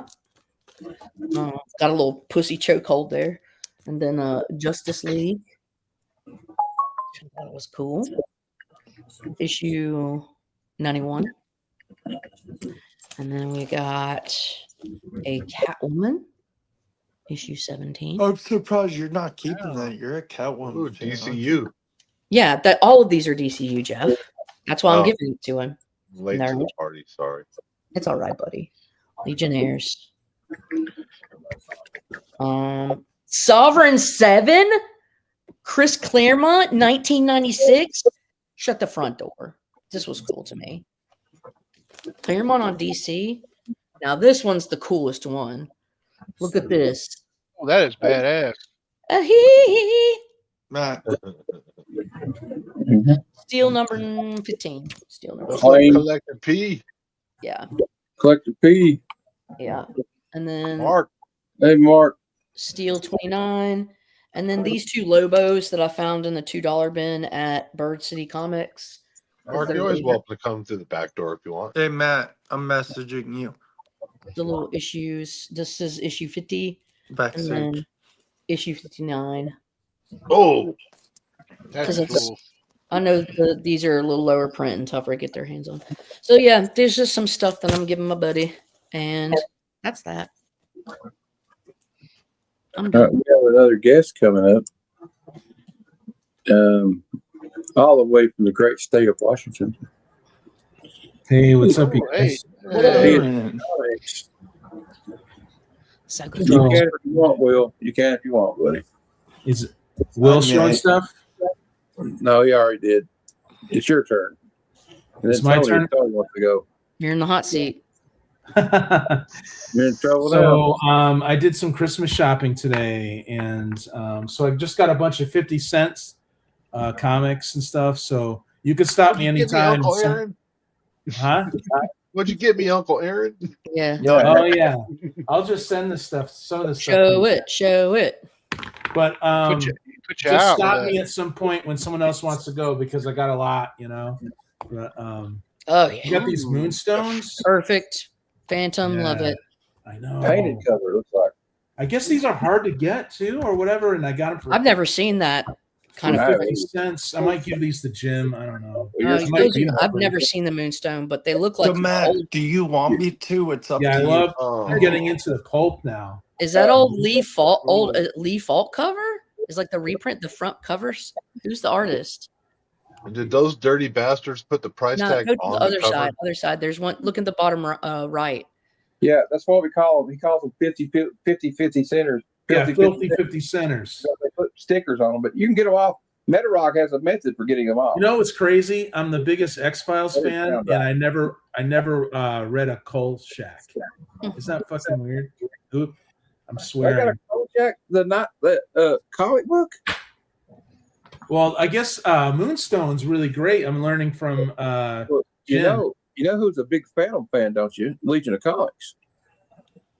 Awesome, dude. Maybe Mark could tell me if these are hard to find. I just Yeah, got Mark, it for 50 let us cents, you know. I've never I seen didn't send him the link. Did you, Matt? Yep. I sent you the link, Mark. Don't send Mark. Oh, Don't send claim. Mark. Claim. Star Wars. Awesome. Don't send it to him. Claim. I mean, it's not like Star the Wars. cover's loose, but for 50 Who cares? cents, that's pretty cool. Yeah. Eluding the Empire. I like all those oddball, you know, I don't know. I Star don't know why I Wars. got. I love Star Wars, and I like getting the Dark Horse stuff.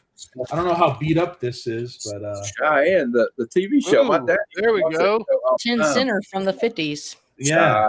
Cheyenne. I mean, come on. My dad was born at this time, around this Yeah. time, or whatever. My dad loved that show, by the way. Mark. Hey, Mark. So you could get these pretty easy for 50 cents. Oh, Mark Wade. No, it's not Mark Wade.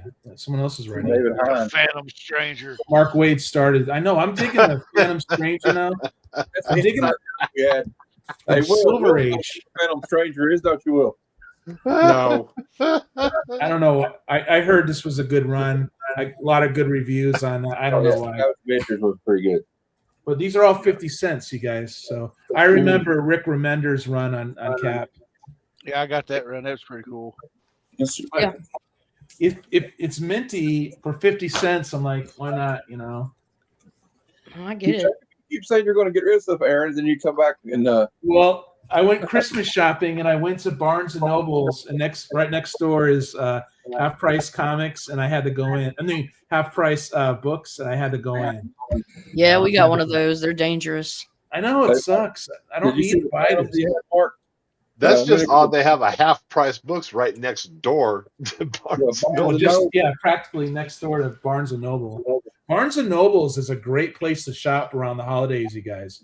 You always get things for people that you wouldn't ordinarily get them, you know, without going online, of course. You know, you can find stuff online, of course, but you just want to browse around, you know, like I got my I don't think anyone can hear me, but I got my sister like these tarot cards based on Back to the Future. Oh, that's cool.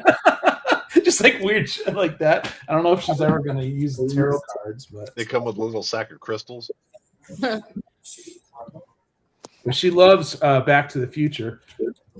So I collect the Avengers. Okay, I got this for the Alex Ross cover. Oh yeah, Invaders now. I guess you could find these Dynamites real easy with Alex Ross.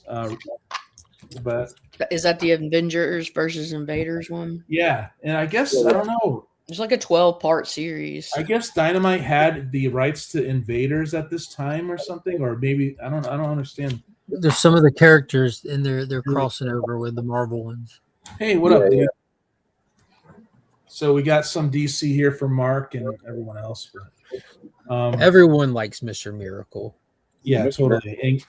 And I looked in here and I was really surprised. Who does the pencils? Well, maybe he does the inks. I don't know, but Steve Rude is on this. I like Steve the Dude Rude. Yeah, so it's pretty cool. Like I said, anyone wants to go, just stop me because I got too many of comics I didn't need for 50 cents each. You might already have some of them too. Avengers. That's funny. Yeah, and I don't even like when they rebooted Avengers and stuff, but I like when the George Perez was on it. With yes. music. Does Will have all these Batmans pretty much? Ooh, I like that.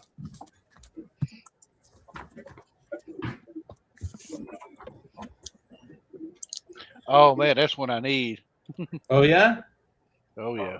I did. I'll check to see if I have it because I always let go of my doubles and stuff. But I couldn't for 50 cents. I couldn't let that go. And then I like this Lords of the Ultra Realm. It's like really weird, psychedelic. I like Pat Broderick art typically. Oh hell yeah! I've got some Pat Broderick art around here somewhere signed by him. I got him this piece he did with Captain Atom and Dr. Manhattan both on it. Oh, cool, dude.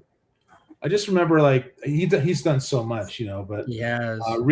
Recently I read a lot of the Doom 2099 stuff, and he did. I think that's a little underrated what he did in there. So he has a little attention to detail. Then there's a lot of these Justice Leagues that you can get.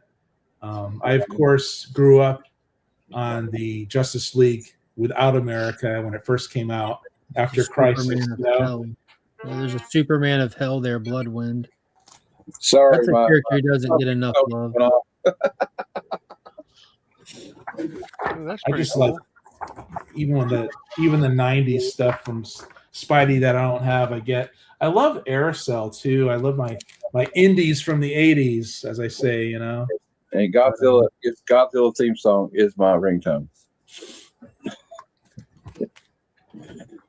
And whenever I see Sandman, I pick these up on. These used to be like something people collected. I don't know if they collect Neil Gaiman anymore. Yeah, I was too young when it came out. I was really more into superhero stuff, so I need to go back and read some of those. But I didn't get into them as much as maybe I should have.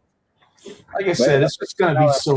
Like it, It's gonna be so random, you guys. Oh, the Department of Truth. I collect. I read like the first couple of years of this, but I didn't have this issue, so for 50 cents, it's pretty good. That's a good book, though. I mean, this 10 inch. Yeah.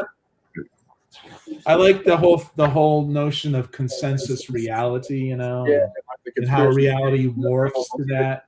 It becomes true, right? Yeah, I always love that whole concept. Like, I like the first run, Ooh, there we go. Where he flies the plane and like they actually see like the edge of the world because in Antarctica that they can see it. But if anyone else wants to go, it's cool. All right. Hey, well, let's let you go until you're tired. Or what you? No, we can let Will go. Whoever wants to. Will already went. So I just got random like 50 cent except stuff for I Mark. don't need. I don't think Mark. I don't know if he's wanting to show anything. And we got Tony. I love Mike Grill. I think is this Grill? I just got my new pickups. Let's do it. Yeah, okay, let's see 'em. take a break, Aaron. We'll go see what Tony's got. Okay, sounds good. Oh no, Timothy Truman did this. Awesome. I like it, Tony. Thank you. I saw them with Bon Jovi when I was 13. I saw them with Kiss, even though they didn't have Bach with them though. But Yeah, okay. But Ted Nugent was there too, so it was cool. We got Conan, new issue of Conan. I'm not sure who did this cover, but it's pretty cool. I've read the first 5 of the Titan series. I think it's awesome. It reads like it's like an old copper comic, I've been getting it since the first issue, and I've been loving it ever since. Of course, I think this is the last issue of the miniseries for Racer X. That's such a good cover. That's pretty awesome. I've not read Racer X, but I did read all 5 issues of Speed Racer, and I highly recommend that. That was pretty awesome. We've got King Spawn 51. I've got a stack of Spawn that I'm behind on. I think every Spawn collector does. Yeah. You're not lying, Mark. Deadly Tales. And I will die on this hill. I love Gunslinger more than I love Gunslinger more than Al, but I think it has more to do with the fact that I've always been into westerns. I love westerns.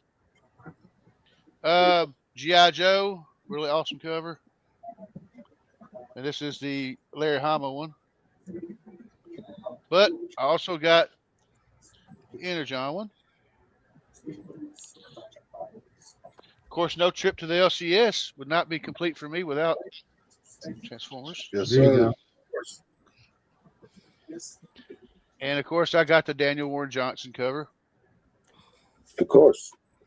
That's the one I keep. I definitely make sure I get it. I have not. I started picking these up again with issue 19. For some reason, between issue 7 and 18, I dropped Ultimate Spider-Man, but I picked it back up. But I got issue 23, so I need to get issue 7 through 18, something like that.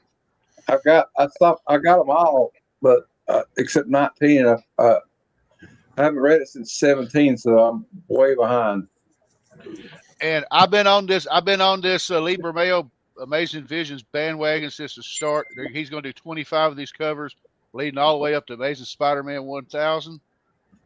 But this is pretty cool. Yeah, I like that cover. Look, this one is awesome. But the next Fire. one, The the next one's next coming out. one is going to be freaking fire. You mean the cover? Yeah, I'll show you. I got Yeah, a the picture cover. of it. Hold on. I haven't read Yeah. Spidey in a long time. But Aaron, what it is Lee Bermejo is going and he's doing these variants, and I think it started with issue 11, and he's going all the way to issue 1000. But the covers are just depicting moments in Spider-Man's life. Dude, when he was fighting the lizard, I love that one. Like the like a Kodak moment or whatever. Yeah, the next one is he's going to show it to you, but it's the death of Gwen Stacy. Then we got Captain America issue 4 and 5. And you know what? It's only fitting that Lady F is on the panel because she was the person that motivated me to get this cover, even though I love Supergirl. Bam. Nice. I feel you. I love it. I got to start getting me some more. I need more Supergirl in my life. I literally asked my LCS if they had Supergirl Woman of Tomorrow so I could read it, and he didn't have it. So I'm gonna try to get a trade. And I've got 6 I of know these. everyone's raving about it. Tony, come on, rip one. Come on. Don't give Yeah, him. rip one. Don't go in the Do the middle one. Number Hey, 3. Mark. Number 3. Mark said number 3. Okay. No, Mark. it was Bob's Nice. idea. I'm just agreeing with And Bob. Mark, this is the one I pulled. Look. Yeah. Hold on. We'll show later. I don't know any of these covers, so They're on the. It'll tell you on the inside on the back back, cover. the inside, back cover, the back cover, yeah. They got the picture checklist and the ratios all on there for you. I only got one. I'm just saying, with this being Christmas, did he at least do a Krampus?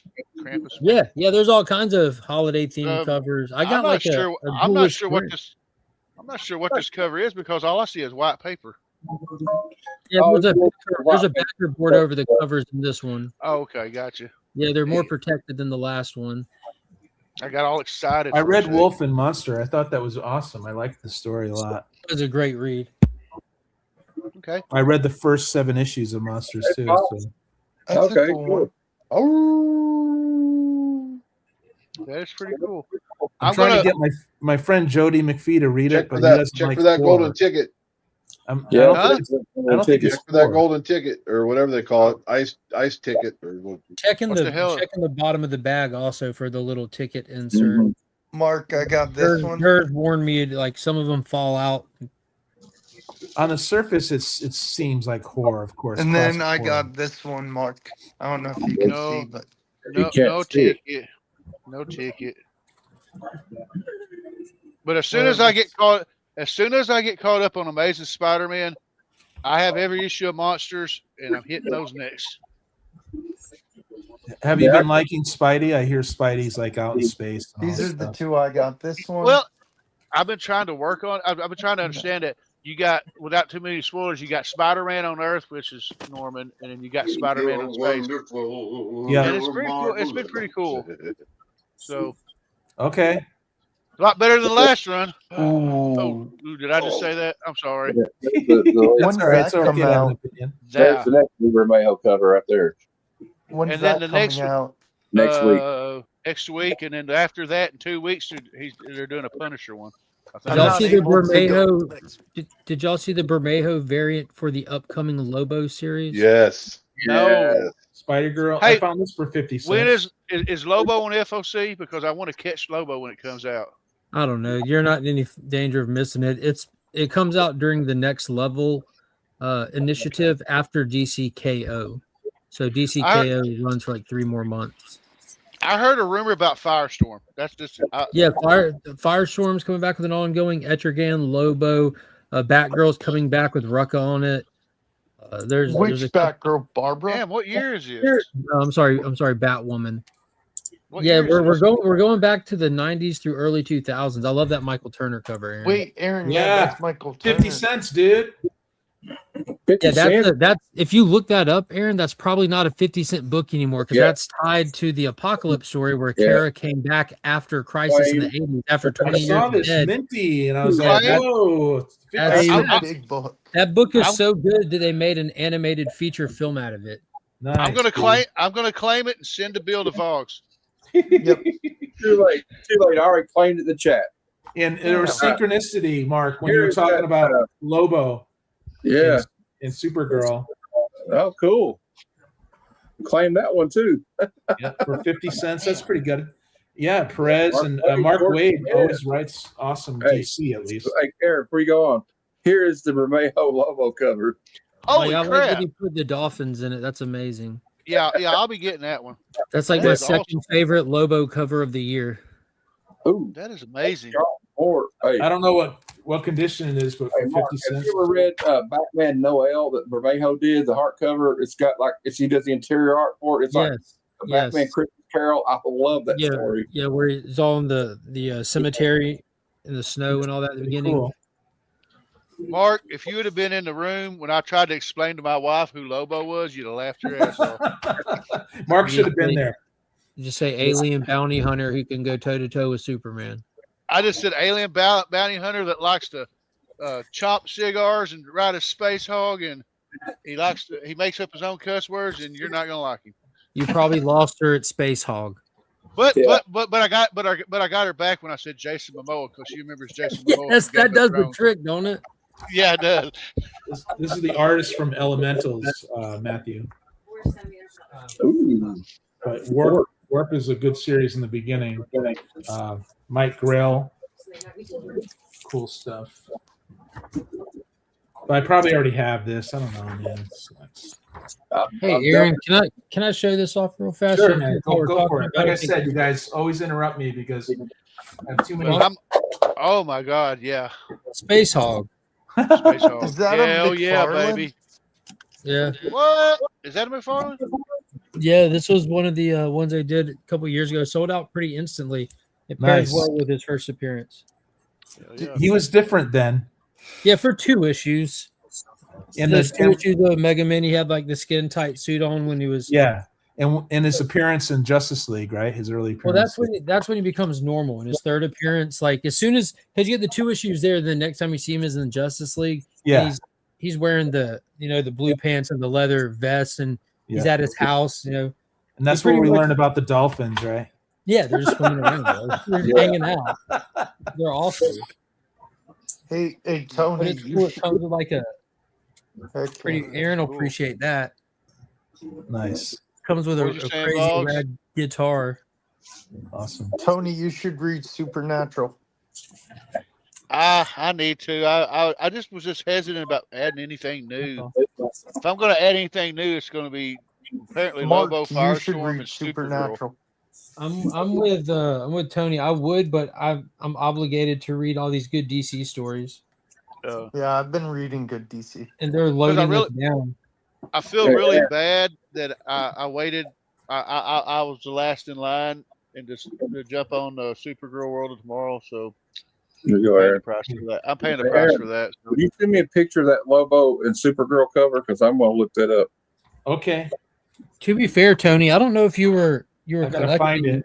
like that when it came. Huh? Or you weren't on YouTube when it came out. Send me a picture of it later. Yeah, I seen it when it come out, but I passed on it because I was buying. I'll send you a picture of it. But stuff. I thought it was good synchronicity. You guys are bringing it. Of course, these two are now talked about a lot right now. I got to get that. I didn't know George Perez did artwork for that. For some reason, the countdown to 1,000, when these were coming out, people were collecting them, but now 50 cents, dude. I like these who's who, the pre-internet info Those are days, right? Yeah. Yeah, those were pretty cool. I got one from Cheap Comic Collector. It was signed by twice by George Perez, Dick Giordano, and several other people. Nice. What's funny is I got a couple of the Marvel Universe Book of the Deads, and some of those people are not dead anymore. Of course they're not. More Steve Rude. You could probably find these easy too. Oh, cool. I like I Nexus. remember stuff. Nexus. Yeah, I've been reading. I grabbed these JLAs that I missed. Yeah, this is Mark Waid era. I jumped off when these were coming out, like after Grant Morrison left for some reason, and right during the Babel or the Tower of Babel and all of that, the Such a famous good story. I went back, of course, and reread it. When prep time backfires. So I guess they brought this creative team back, right? And I don't know if this was the later. Oh yeah, the 80s 2000s. team there. Giffen into Mattis. I know. I can't believe they killed our guy off, though. Your guy, Jeff Johns, did that. He got better. Yeah, he got Did he better. come back? Yeah. Oh, good. Yeah, all it takes is Superboy Prime punching the fabric of reality, and Yeah. you can correct some wrong. That's how Jason Todd came back. Yeah. Ooh, cool. Oh my God. Claim. That's incredible. Is that cool for 50 They cents? are. I love those Marvel Age, man. Those. I know. Oh, Christina would that love is that. freaking Oh, awesome, look at dude. the back. I know. Tony would Hey love guys, that. y'all have a good night. I gotta hop off here. I've been Hey, thanks for hopping on, dude. up since 5 a.m. and I'm gonna go to the theater to the IMAX and go sit in a 3.5 hour long movie now. Wow. That's All the right. one. Avatar night, baby. Avatar. Oh, yeah. all right, dude. Peace. I'll see y'all in the morning bright and early. Nah, Animal Man. no, Animal Man. Where's TM Nerdy at? He Yeah, loves really. Animal Man. Oh, he just reviewed a Grant Morrison comic that I liked where Grant Morrison was spoofing on Wile E. Coyote, and he created a character called Crafty. I love that issue. I don't know, man. Marvel was trying to be like indie back in the day with Epic. I've heard of that, but I don't think I've ever read it. Well, I think I have a lot of these, but I got it for the artist, Paul Yeah. Lacey, and I do like Doug Mensch when I see him. I'm glad you can pronounce his name because I couldn't. I think it's pronounced different ways, And this is Steve Epting, which he gets better than this at that time. Dude, I found Planet of the Symbiotes #1. Wow. For 50 cents. This was like, I don't know, man. It's not in a great condition, unfortunately. But it's beat up. But I guess this was really a key or something. I don't know. It kind of came around after I was done with comics. Eye of the Lizard. Pretty cool. But yeah, I grew up on Spidey, so. Oh yeah. But yeah, anyone else want to jump on? It's fine. Like I said, a lot of this stuff could probably bore a lot of people. Millennium. That was my did first. not change everything. That was my first DC crossover. Was Millennium. Really? Yeah. I like Batwoman. I like her look. I like that she has dad issues. She's cool. I don't think I have that. At least that variant. There's more. This reminds me of Kirby. Something Kirby. Hey, Matt, would like, I'll be back in a minute. Okay. More indies from the 80s, And it's got early Tim Sale work in here, inked and lettered. It's pretty cool. See, thanks to Aaron, I'm getting to see a lot of cool indies from the 80s because I even collecting comics in the 80s, the comic shops around here, they didn't have indies. Do we have any Isn't this great? You guys like early Tim Sale work here. Yeah. I think that's awesome. White stuff like that, dude. When they had black for 50 cents.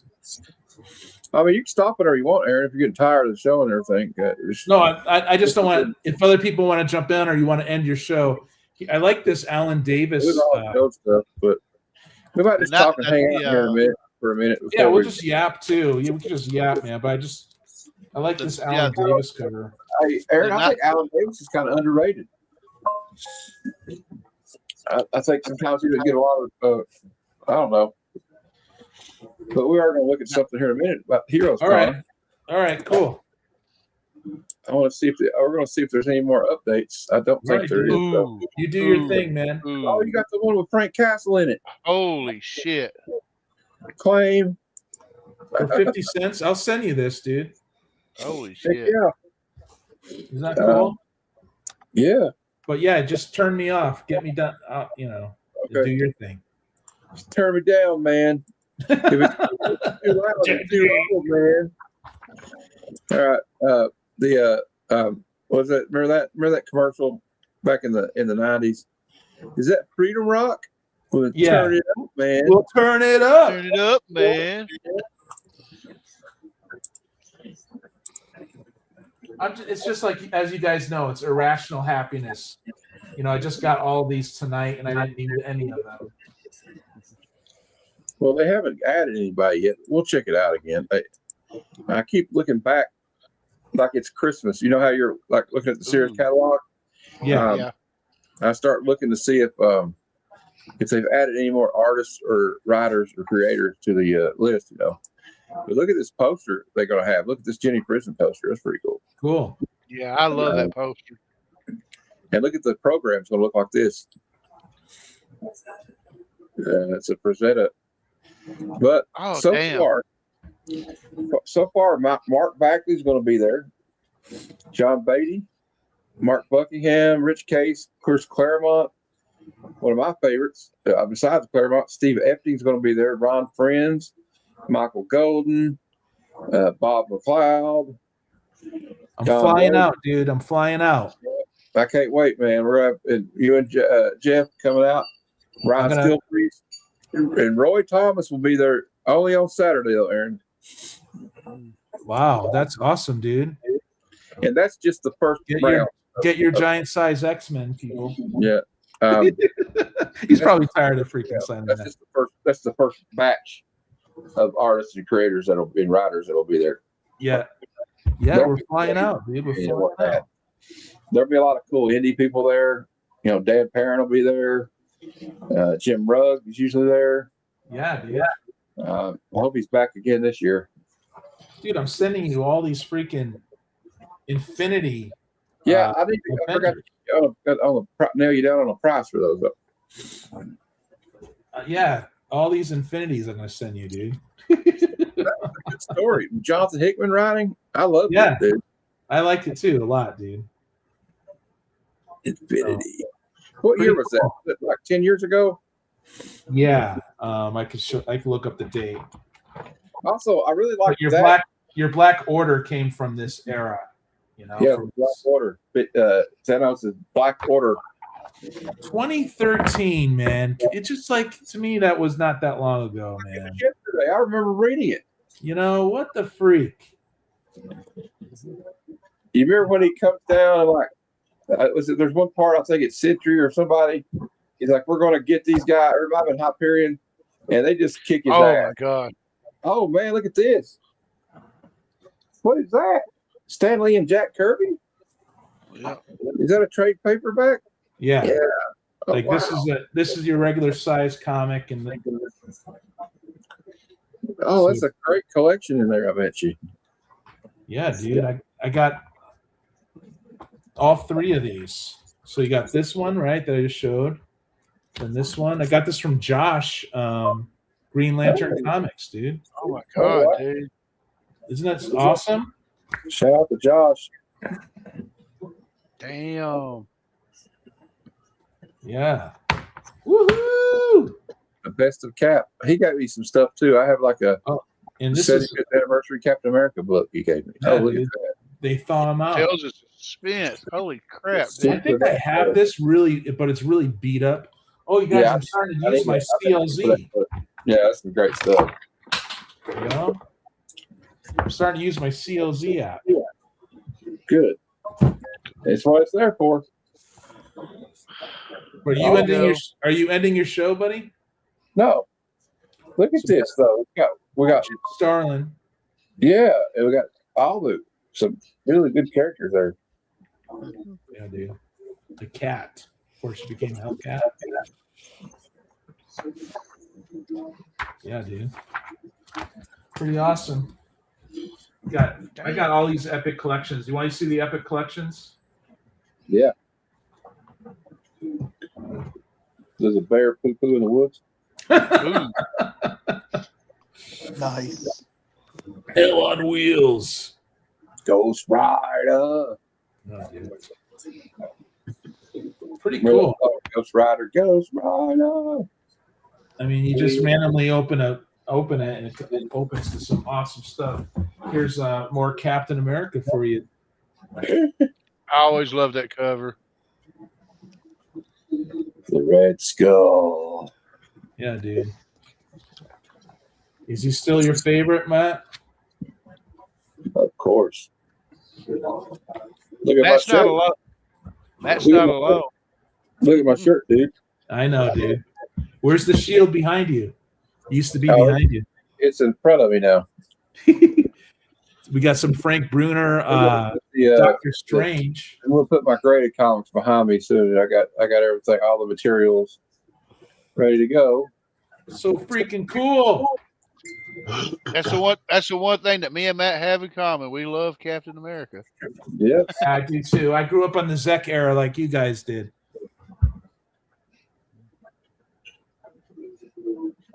I got my Spidey. The Mind Wolf. Got more Captain America. Look at this. A real thickie, dude. Dang. Coming of the Falcon. See, now I'm just jealous. What? I can thank Josh. I grew up on this, the Thing. Slobbering time. John Byrne. He did the beginning part of it. There's Yancey Straight. Yeah. I remember the Puppet Master or someone brainwashed all the heroes and they were battling the Thing. It was pretty cool. I got some more. Like, dude, I got this preview, Kingdom Come preview. Oh, wow, I didn't even know there was a For preview. 50 cents. I don't even think I ever saw like this preview before. Really weird. Oh, I want to show y'all something here in a minute when he shows this. Yeah, dude. I got the promo for Kingdom Come for 50 cents. I just got this today. Man, I can't believe that. Isn't this crazy? Wow, dude. I'm freaked out. I got this for 50 cents. I wasn't, just to say, I wasn't laughing at what Aaron was showing. It's just what I thought I heard him say. What's going on? Lady Fantastic. What are you dancing to? Slob on my knob like a corn on the cob. Give me some head and do your job. Sorry. All right. You want to... No, I got something to show everybody. We'll sit here and talk for a while. We got. Yeah. I think Christmas has been canceled. I'm sorry, boys and girls. Oh, dang, dude. Well, you know, Godzilla's finally got tired of Santa's shit. Hey, Look, it's so ironic that Godzilla's eating flat Earth Santa and he's his favorite character. Yeah. I hear there's a who I have contract. to blame? I have to blame Jeff. Whenever there's a franchise that wants to use a Godzilla, that Godzilla can never be killed by anything. Yeah, it's true. So, Tony, Lady Fantastic, Aaron, PSG Cyclotronic Squirt Gun Comics. And it doesn't have to be anything new, I guess, because I know, Aaron, you're not reading a lot of newer stuff. But if you can throw in some new stuff, what are some of your best comic book reads of 2025 now that the year is ending? I know what Carolyn's going to say. I know one of them she's going to say. Yeah, you guys should go first because I was just yapping. You say it, and I'll just nod my head yes. Santos Sisters. Nice. Best. Tony? Y'all, check it out. Okay. Of course, Speed Racer and Racer X. Well, I shouldn't say Racer X because I hadn't read them yet. Speed Racer. Of course, Transformers, Energon. It's freaking awesome. Conan, Something is Killing the Children. Absolute Wonder Woman. Sorry. I haven't read Absolute Wonder Woman. I haven't read any of the Absolute stuff. But I have DC Ultimate, so I've got a lot to catch up on. But yeah, Something's Killing Children, Conan, Energon, Speed Racer. That's it. Okay. Look, I liked the Energon, but I was like trying to think of like stuff that blew my mind this year. You know, Aaron, what do you got? I know you. Well, but you guys, I haven't read as much new stuff as you guys, so you gotta. What are you reading on right now? What are you reading on? I love the Mark Spear stuff, the monster stuff. I like Ultimate Superman. I liked Red Coat. I thought that was pretty good. Oh yeah, it's fun. And Conan from Titan. I thought that was really good. And that's about it. I mean, I read random stuff like that. I'll tell you what I was surprised by, because to me, I wasn't expecting this to be good, but I got it from my friend Dan, Cicada Sonic, our friend Dan, I should say. This first Spider-Man Wolverine, the only reason why I liked it was because I was surprised. It's like a what if Wolverine killed Spidey's Shield parents, right? His parents are from. So I thought that was pretty good. But I don't know, you guys. You guys tell me, what was the best? Who said anything DC? Well, I mean, I already named mine, but I'll do it again. And 3 of them are indies. Exquisite Corpses. It's really wonderful. The Daniel Warren Johnson miniseries, it's over now, but it's called The Moon is Following Us. It's amazing. Geiger. It's been just a phenomenal, the art and the story by Jeff Johns. Have you been reading Rook? Especially need to check out Absolute Batman Annual #1. Batman beating up a bunch of assholes the way Batman's supposed to do, written and drawn by Daniel Warren Johnson. I said Adam Hughes. And Incredible Hulk. It just ended, but Incredible Hulk ended at issue 30, but the whole story with Philip Kennedy Johnson was writing it.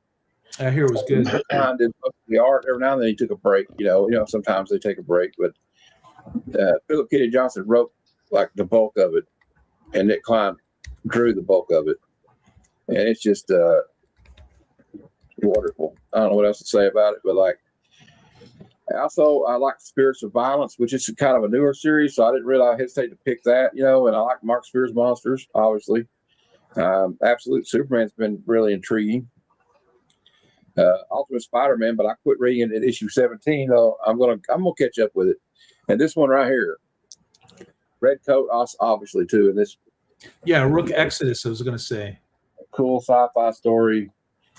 And some of the ones I'm liking right now, I'm not going to pick for this year. But like The World to Come was pretty good by Marvel. Avengers has always been good to me, but me and you, Aaron, are Avengers fans. So, is Jed McKay still doing Avengers? Yes, he's been on it since issue 1. It's issue 34 right now. I liked his Moon Knight a lot. I don't know if he's still doing that. Yeah, they're getting ready to reboot Moon Knight because it seems like they just don't know what they're going to do with Moon Knight sometimes. What do you think, Jeff? Have you liked Moon Knight on Jed McKay writing it, or you've been disappointed by it? I like the COVID era, the Moon Knight stuff that he was writing, but I'm not reading the current stuff. Yeah. So what were your tops, Jeff? For the new stuff, like Matt, I like Spirits of Violence. But a lot of it's like super, super new because it's at the top of my brain. Infernal Hulk, Spirits of Violence, Daredevil versus Punisher, which is only on issue 2. But stuff that I've read more issues of, all the Ghost Machine stuff hasn't missed for me. I'm not reading Geiger because that would be just another thing that I'll fall behind on. But Rook Exodus, Red Coat, and I got to because I'm learning about DC. I'm reading DC stuff so I can broaden my horizons. And it seems like this past several months, I've exposed myself to a bunch of stuff that I was totally ignorant of. I've gotten to learn the Spectre character, so I like Spectre stuff now. Oh yeah, Spectre's fun. I'm still reading through Crisis on Infinite Earths. By the way, I just got some books from the classic from Tony. I picked up and dude, that's yeah. Oh yeah. That's but I have probably I have the trade paperback. Coolest superhero. Like I read. Me and Matt reviewed Man of Steel. What else? Just 2 or 3 days ago, I read the original 1988 Batman Year One, which was fantastic. Oh man, you know what? I'm envious of you to get to read it like with a fresh perspective. I'm reading stuff that all you DC guys already know. It's already in your memory banks. But I don't know. There's so many that my head's kind of spinning right now. So, do you have a top 5, Jeff, or no? Top 5. For what? This year? I've fallen. Yeah. I've fallen in love with Daredevil. Like, I'm enjoying this Daredevil Punisher. I enjoyed I thought you was going to say a stripper. Daredevil Cold Day in Hell. Let's see. I've fallen in love with Rook Exodus. Fell in love with the stripper. I'm reading Exquisite Corpses, and I like it, but I'm not in love with it. But I'm enjoying it. And I got my Absolute Batman trade paperback sitting behind me, but I haven't cracked it yet. As far as like older stuff I reread, it's not like a certain thing. I had and all the Energon stuff. Sorry. Oh yeah, G.I. Joe, Energon. G.I. Joe, Real American Hero is still doing great. I wrote a letter to Larry Hama today to see if they'll put it in the back of the comic. I asked them if they're going to bring back G.I. Joe Special Missions. I said, please bring back G.I. Joe Special Missions. And I told them keep Andy Cooper on the arc because he's kicking ass. Is that the original mini from Marvel? Special missions. It was a standalone series. It wasn't a mini series, but it was like each issue was a one shot. Basically, it was like a certain G.I. Joe team from Marvel, though, right? Yeah, would go on a special mission. I'm getting those, you guys. I'm gonna let those go too when I get them. Oh, cool. My friend Dave's gonna give me a whole bunch of stuff for cheap. Let me know about that. I'll be ready. Well, I'll get my claiming fingers ready. Well, also they were like it's like like when they went on a special forces mission. There was also G.I. Joe's European missions. Yeah. Quit taking that dollar store NyQuil. I used to love NyQuil back in the day. We used to call it robo tripping. Yeah. Scissor.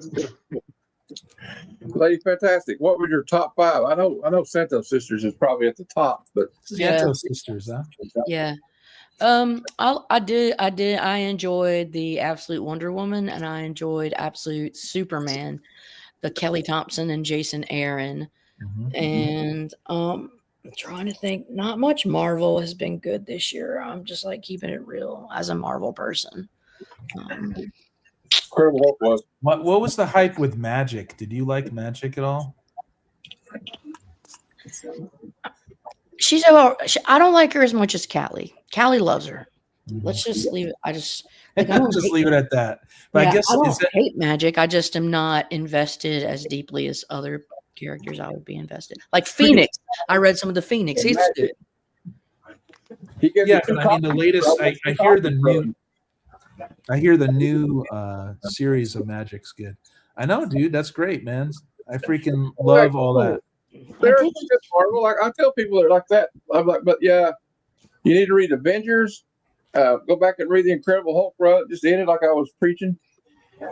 Punisher Red Band is pretty cool. I didn't really like the other Red Band stuff though. I interrupted. Lady's fantastic though. I feel. I'm sorry. I'm an asshole. I don't think she was done. I kind of jumped in there. No, it's all right, man. I'm trying to. I'm a loser. Because I picked up that one Jimenez Wonder the Titans Annual. I'm trying to find it. You know what I'm talking about? Dude, I got it here. I want to read it, but I picked this up because I heard it is amazing, and it came here.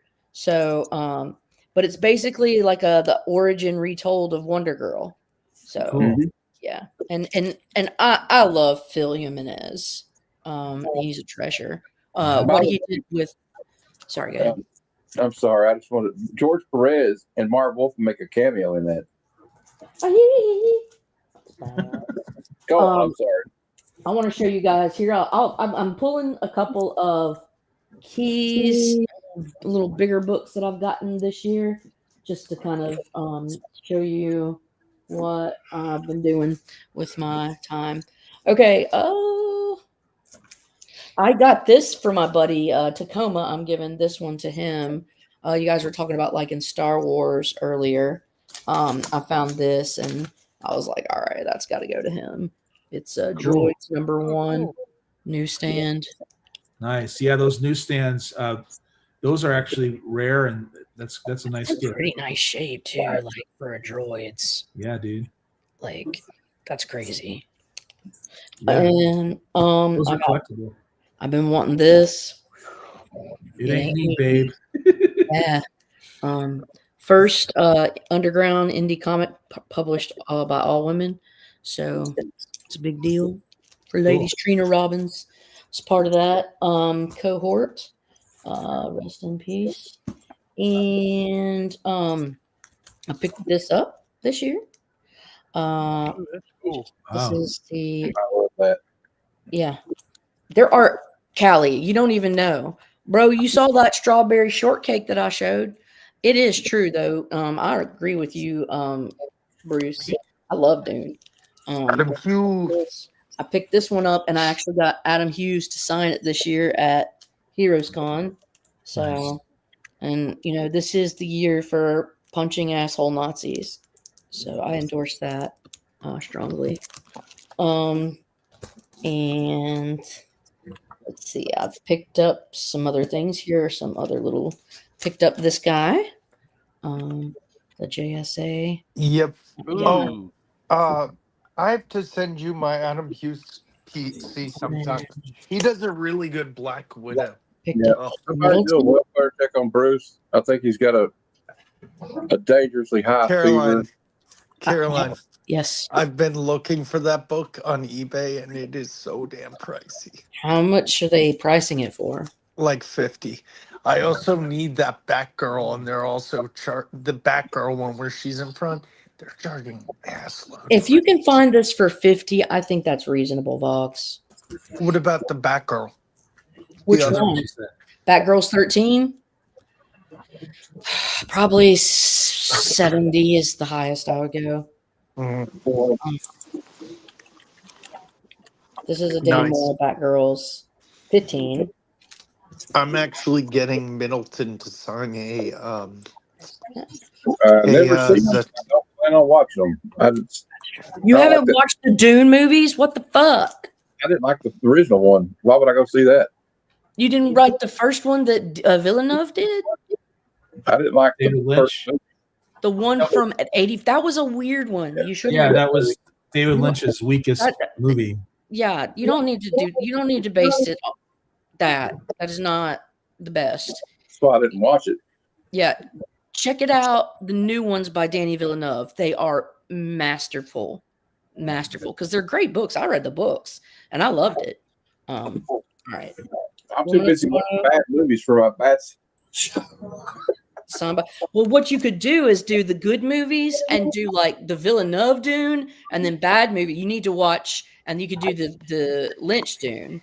Because like he did like the way he chose to do Harkonnen and all that shit was a bit extra. I don't know. All right. That's all I'm gonna show for now. Cool. Oh, I'm giving this to Tacoma too. I found him G.I. Joe's 3D #1. Oh my God, what the hell is that? Sergeant Slaughter. It's a Blackthorn. So these are the lower print ones, and Yeah, Blackthorn's awesome. yeah, just a few issues, and so More indies from the 80s. I don't know if that is, but that might be. it is from '87. Cool. Yeah. So that's They're having a little tip in the chat here. what are they arguing about? The Star Dune Wars. versus Star Oh, Wars. it's never ending between me and him. Y'all, Dune is so much better. You don't even know. Then all Star Wars, but or I do just like know. last six. Like just Dune, like everything good. behind Dune. I Very think good. it's so much more like Frank Herbert's Dune. It's just so much better. But that's my opinion. The They Dune agree. books are better than the Star Wars books. Oh yeah, the Yeah, first that's what I Dune mean. is a classic. It's hailed as. But as far as my I would silver say the screen villain- experiences, yeah, no. I like the Villeneuve better than I think I would. I still could say that I enjoy. Kelly. A New Hope, Empire Strikes Back, You fall Return of the asleep. Jedi. Dude could not carry the jock strap. Well, the fun thing about Star Wars. What? Sorry, Jeff. I was just saying the fun thing about Star Wars is it's they go other places, and it seems like the world is so much more expansive than just having it set on Tatooine with Arrakis. The first 2 seasons of Mandalorian brought me back to Star Wars, and I actually marathoned Clone Wars and all that stuff, and I was into it. But then I fell off again. It all started sucking again. No, I'm not into it anymore. It sucks because I was really getting into it. I mean, not the new Trek Wars. I don't like the new, like some of the newer Star Wars. Like I didn't like it all. I was kind of bummed out by, but I mean, I think they're trying to reach a different audience than like a bunch of old dudes that grew up watching the first ones. That's kind of the. I argue with Bruce because it's just goofing off. To me, it's actually like trying to compare apples and oranges. Here's the first 4 of those black cats. Nice. I didn't get issue Kind 5. of about watching it because of the first one. Wow. Adam Hughes. I recently got her first. Yeah. appearance. I want to get issue 5. Barry got a lot of great ASM. Yeah, working on my ASM. Doctor Strange. Who was it? Dr. Strangelove or somebody gave it? You traded with? Oh yeah. Bro, I think Rogue One was the one I fell asleep to. Is it the one with a lot of snow? Like you No. start off with snow? I don't think so.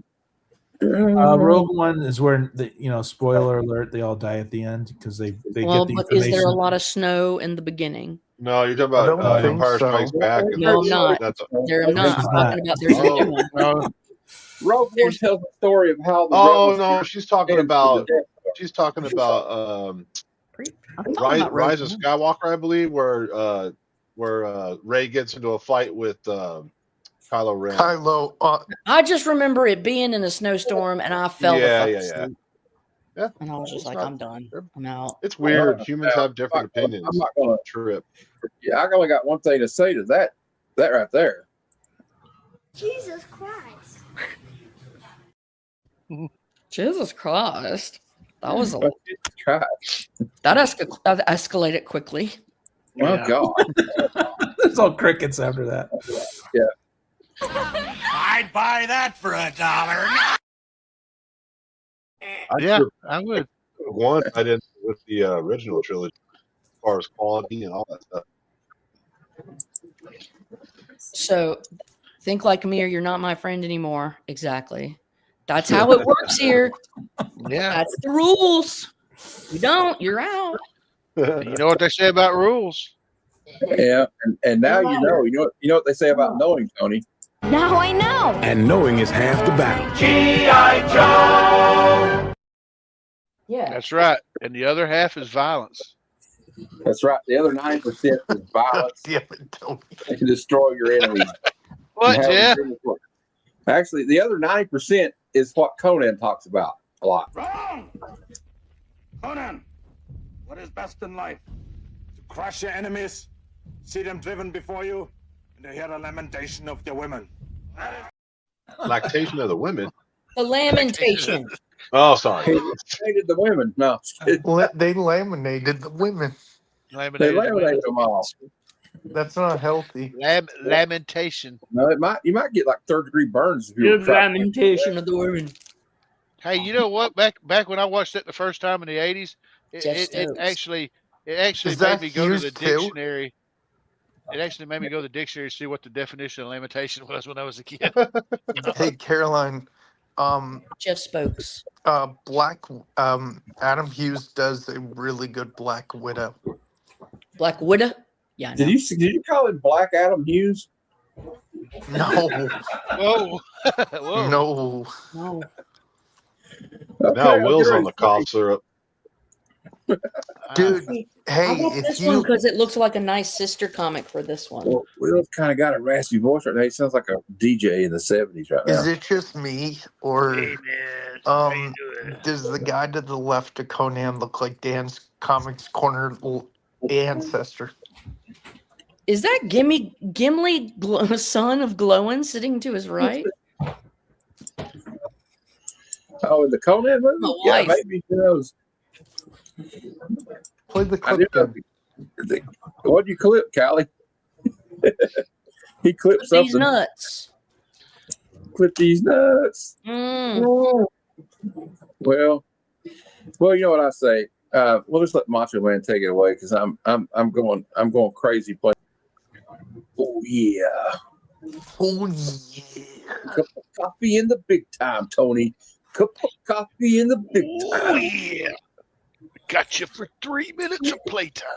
I think he's better than Hulk Hogan. Oh, absolutely. Duh. I think he's better than Ultimate Warrior.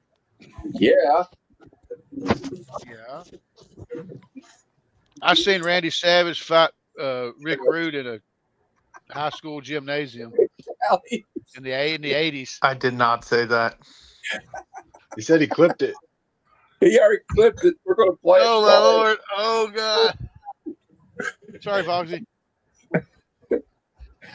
I must have accidentally said it. I'm tired. Man. It's okay, man. We're just playing around. I'm hurt. That's all right. He's hurt. I clipped Bruce in the chat saying K-pop Demon Hunters is better than Star Wars. Yeah, for profiling purposes. Oh, Black Adam Hughes. Yep. You gotta post that and just be like, all right, well, we got another one. We gotta. Just kidding. Will hurt himself today. Oh, but it's like the character Black Adam. It's Black Adam Hughes. Cancel vlogs. Black Hashtag Adam cancel vlogs. No, we ain't canceling vlogs. We can't cancel vlogs. Hey, Matt, I'm going to send you on Instagram. Cancelable. He cannot be canceled. I know. He will not be canceled. Hey, Matt, look what I sent you on Instagram. I'm a little scarred. You're a little scarred. No, look what I sent you. Okay, hold on. Let me look at it. Don't be sending him messed up shit bogs.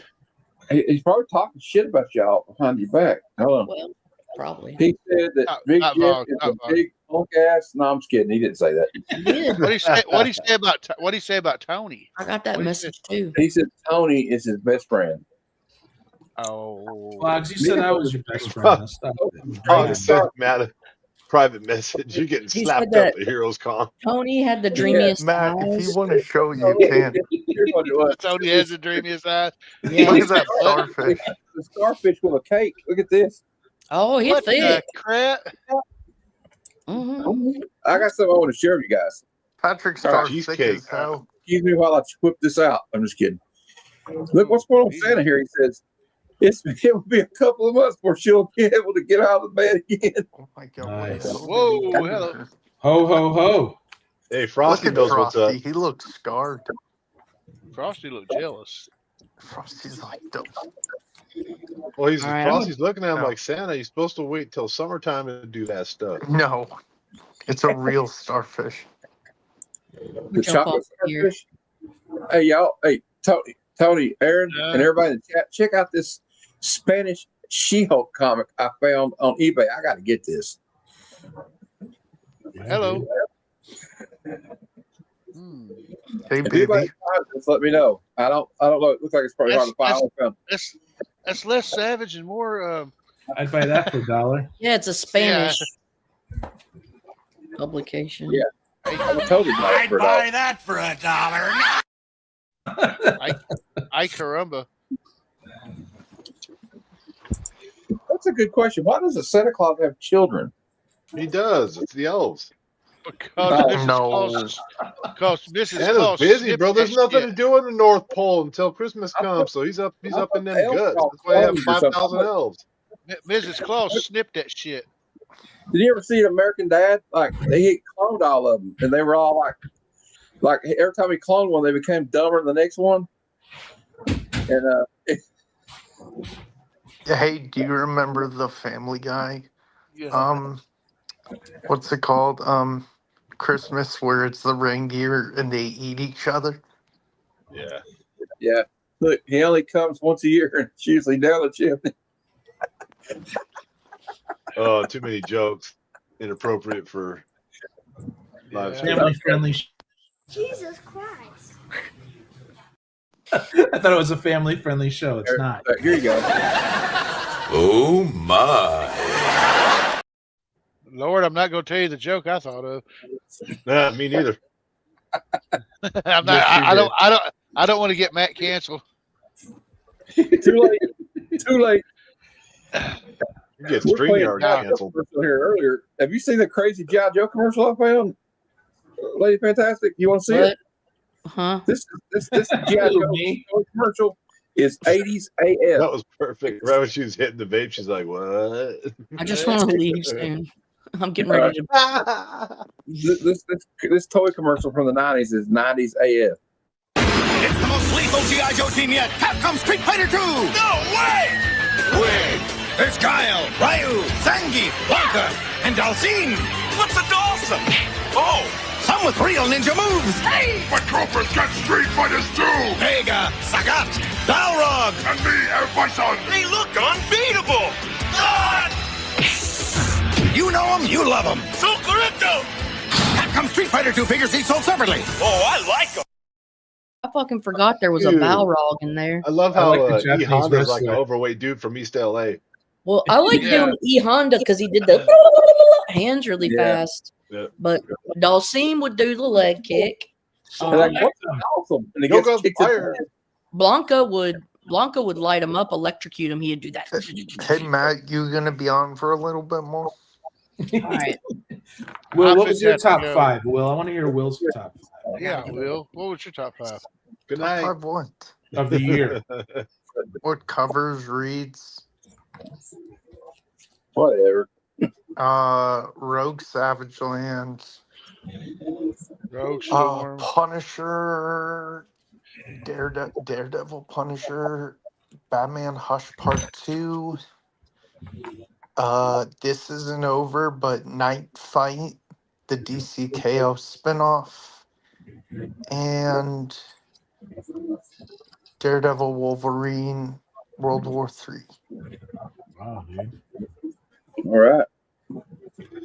So if anybody else has any dirty jokes, I guess now's the time to bring them out. It's like 10:30 at night. I'm not Dude, are telling you the going joke. to bed, Matt? Huh?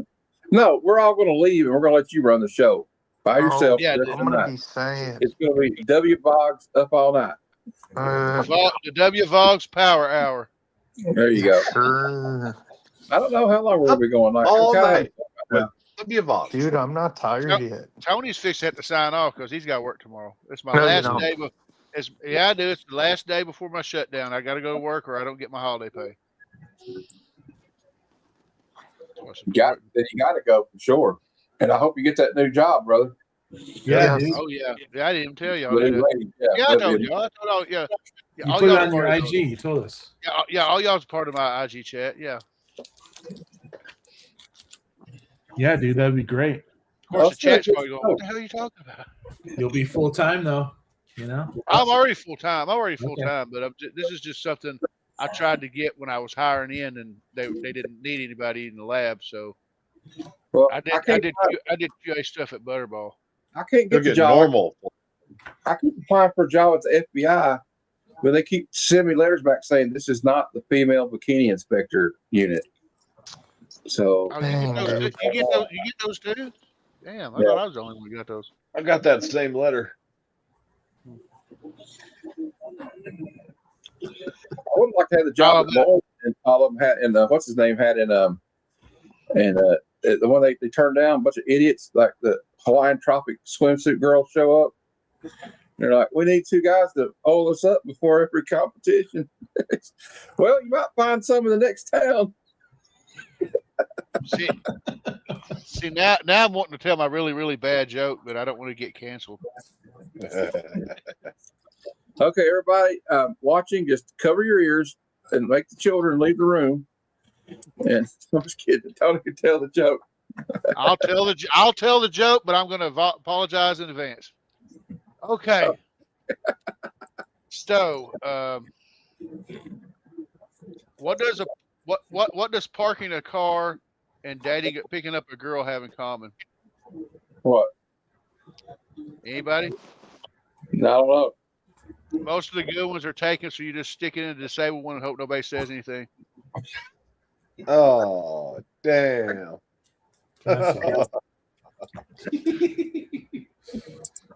We got to play this for that. Oh my. All right, that's my bad joke of the night. Sorry. On that Hashtag note, cancel. show's over, y'all. Show's canceled. Game over, man. Game Will? over. Right, Will? Game over, man. It's game over, man. Game over. I think of Will. Right? It's game I'm over, putting W man. Boggs. Hey, Game you're in charge over. now, Will. What? Coming soon. Coming soon. Tony's bad joke of the week.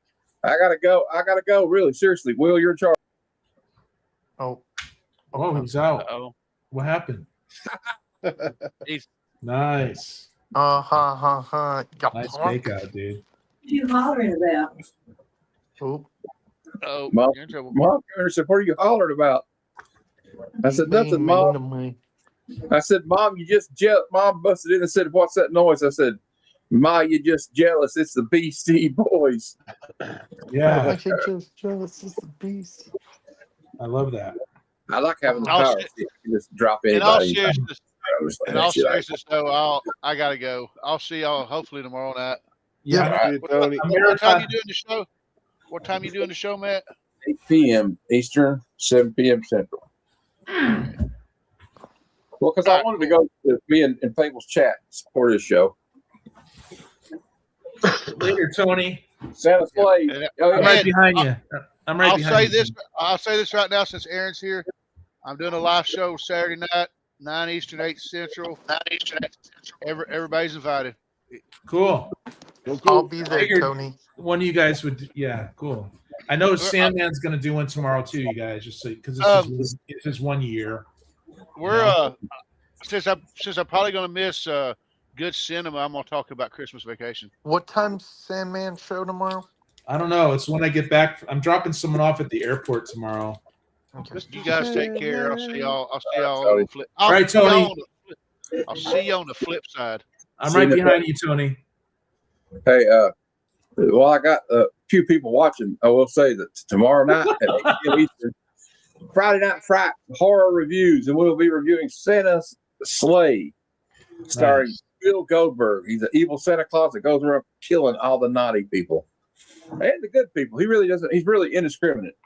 And it's a good movie. I highly recommend it. It's not an Oscar-winning movie, but it's fun. And of course, Sunday, 6 p.m. Eastern, Sunday Ship for Show Extravaganza, new comic book day preview show. So come in for that one, and we go over a lot of cool stuff in that, and we'll talk about the top variants of the week and all that. That movie is awesome. It's right, Callie. It's a fun movie. Have you seen it, Jeff? Santa? No. No. Well, I highly recommend it. I think it's on Tubi. Is it on Tubi? I was just thinking about where I live. I only have my one LCS, and there's no other places really close by. But I remember being spoiled for choice when I lived in the Bay Area, and man, I think it'd be nice to take a trip and just kind of go up and down the peninsula a little bit and hit some shops, because I bet they still have some 50-cent because out here it's all $1 and above, fixing to be $2. It's getting bad, man. At least at my LCS. I know. It's pretty and like the books that Aaron just showed that were 50 cents a piece, those were all in relatively good condition. Some of them look pretty minty. Yeah, dude. My LCS just throws them in a standard, those standard office, cubicle office corporate places where there's that little divot and you stick your fingers under and open the metal drawer. That's how he stores all the comic books, with these weird dividers, and they're all like just bent and leaned over and have permanent S's and all of them. I can't deal with that. Dude, he wants $1 a book, and it's like, come on, man. Yeah, dude he has to keep the lights on, Jeff, but it was a letdown for you. That's what I'm hearing. I'm getting feedback here. Yeah. But I like him so much that I can't say, Sean, don't do that. Everything else is gorgeous, but don't do that, man. The back issues for the most part, no bueno. Yeah, and when I say back issues, I'm talking, not much older than the 2020s, maybe late 90s, And he'd have some like stuff from the Maximum Carnage run that somebody sold him, and like he's like $5, and I had to pull the book out and show him. It looked like somebody took a bite out of the back one of the corners. Yeah, like he wanted $5 for it. I'm like, no, man, I'm not doing that. And all the issues, Jeff, that he's got, they're all, Yeah, I saw that. Yeah, that's beautiful, Isn't that man. crazy? I love it. I'd love to have it. So would Matt. That's the Nam is another run that I'm working on. 50 center, though, man. Jeff wants if you want to. Hey, guys, I think the pickup of the day though was either that Mike. Oh damn, Michael Kelly! I didn't know you were in SAC, brother. We'll hook up and go on a hunt, man. Yeah. The pickup of I'm the in day Modesto, so I'm an hour away. It has to be that Kingdom Come preview for 50 I think that's the pickup of the day for real, Aaron. Because this Kingdom Come preview before it That's came Alex. out. That's Alex Ross, right? Yeah. This is what put him on the map with the Marvel. But this is hailed, and it's awesome story. It's one of the best stories ever. And this is the preview before the story was ever on the stands. And I got it for 50 cents. We need to get you to go to Heroes Con and meet us over there. That'd be fun. Yeah, Kelly, I'll meet you there, dude. We got my two West Coast dudes over here going. They're going to fly out and meet me. And Eric, I'll talk to you about that after the show. About something, about the. These are doubles for me, but I know I have Captain America. I liked this Wade and Kubert. I did too. Wade, yeah. Mark Wade's a popular writer. Yeah, but he did really good on this run. Captain America for 50 cents. Oh hell yeah! Star Slayer. This is Mike Grail, I think. It was called Star Stream or something. Yeah, and it was like it had the first story for It Goes There, the story that they based the thing on by John Carpenter. Dude, I love this occult detective stuff, and it's got a filthy dollar thing on there. But the art in here is really good. I just got this today, and the artist is water cooler to bring those off. Marshall Rogers is the artist, and it's freaking good stuff, man. I love this weird, occult detective stuff and battling the darkness and all that stuff from the 80s. Cool stuff, dude. But yeah. Am I the guy showing stuff right now, or you guys want to? It's okay. I think everybody else already showed. That cover? Put that cover back up real quick, because that was what we were talking about earlier with the Kickstarter guy. And I'm not necessarily just throwing shade at this particular cover, but look at the style there. Look at all the muscle bubble. This is late 90s stuff. Yeah, it seemed like all the comics looked like that. Didn't matter. I didn't like it. I grew up on Justice League International, though, man. I loved this as a kid. This made me laugh. Oh, they were so good. It had Booster Gold and all of them in it. Are you done, my man? No, what? Because I'm done. Go ahead. I'm done. You're done. It don't matter to me, dude. I just got all these today, so we're kind of winding down anyway.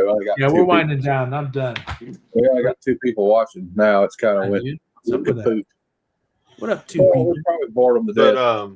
But are we still live? Yeah. Okay. I'm getting ready to end it. I'm going to end it right now. I just everybody, thanks for watching.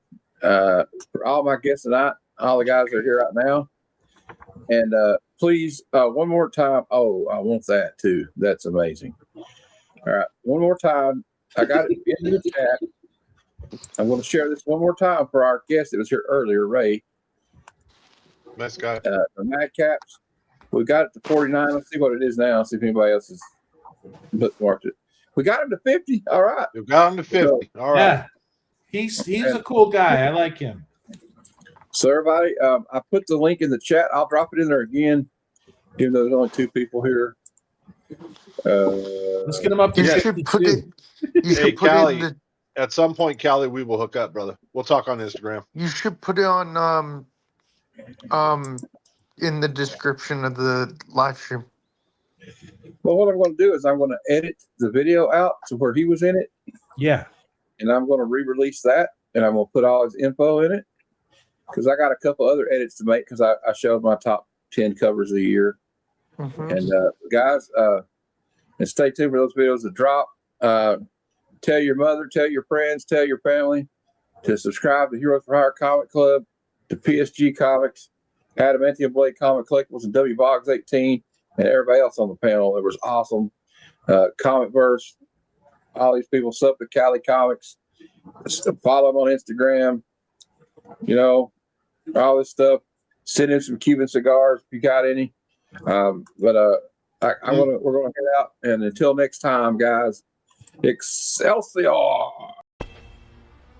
Come, son of Jarrell! Kneel before Zod!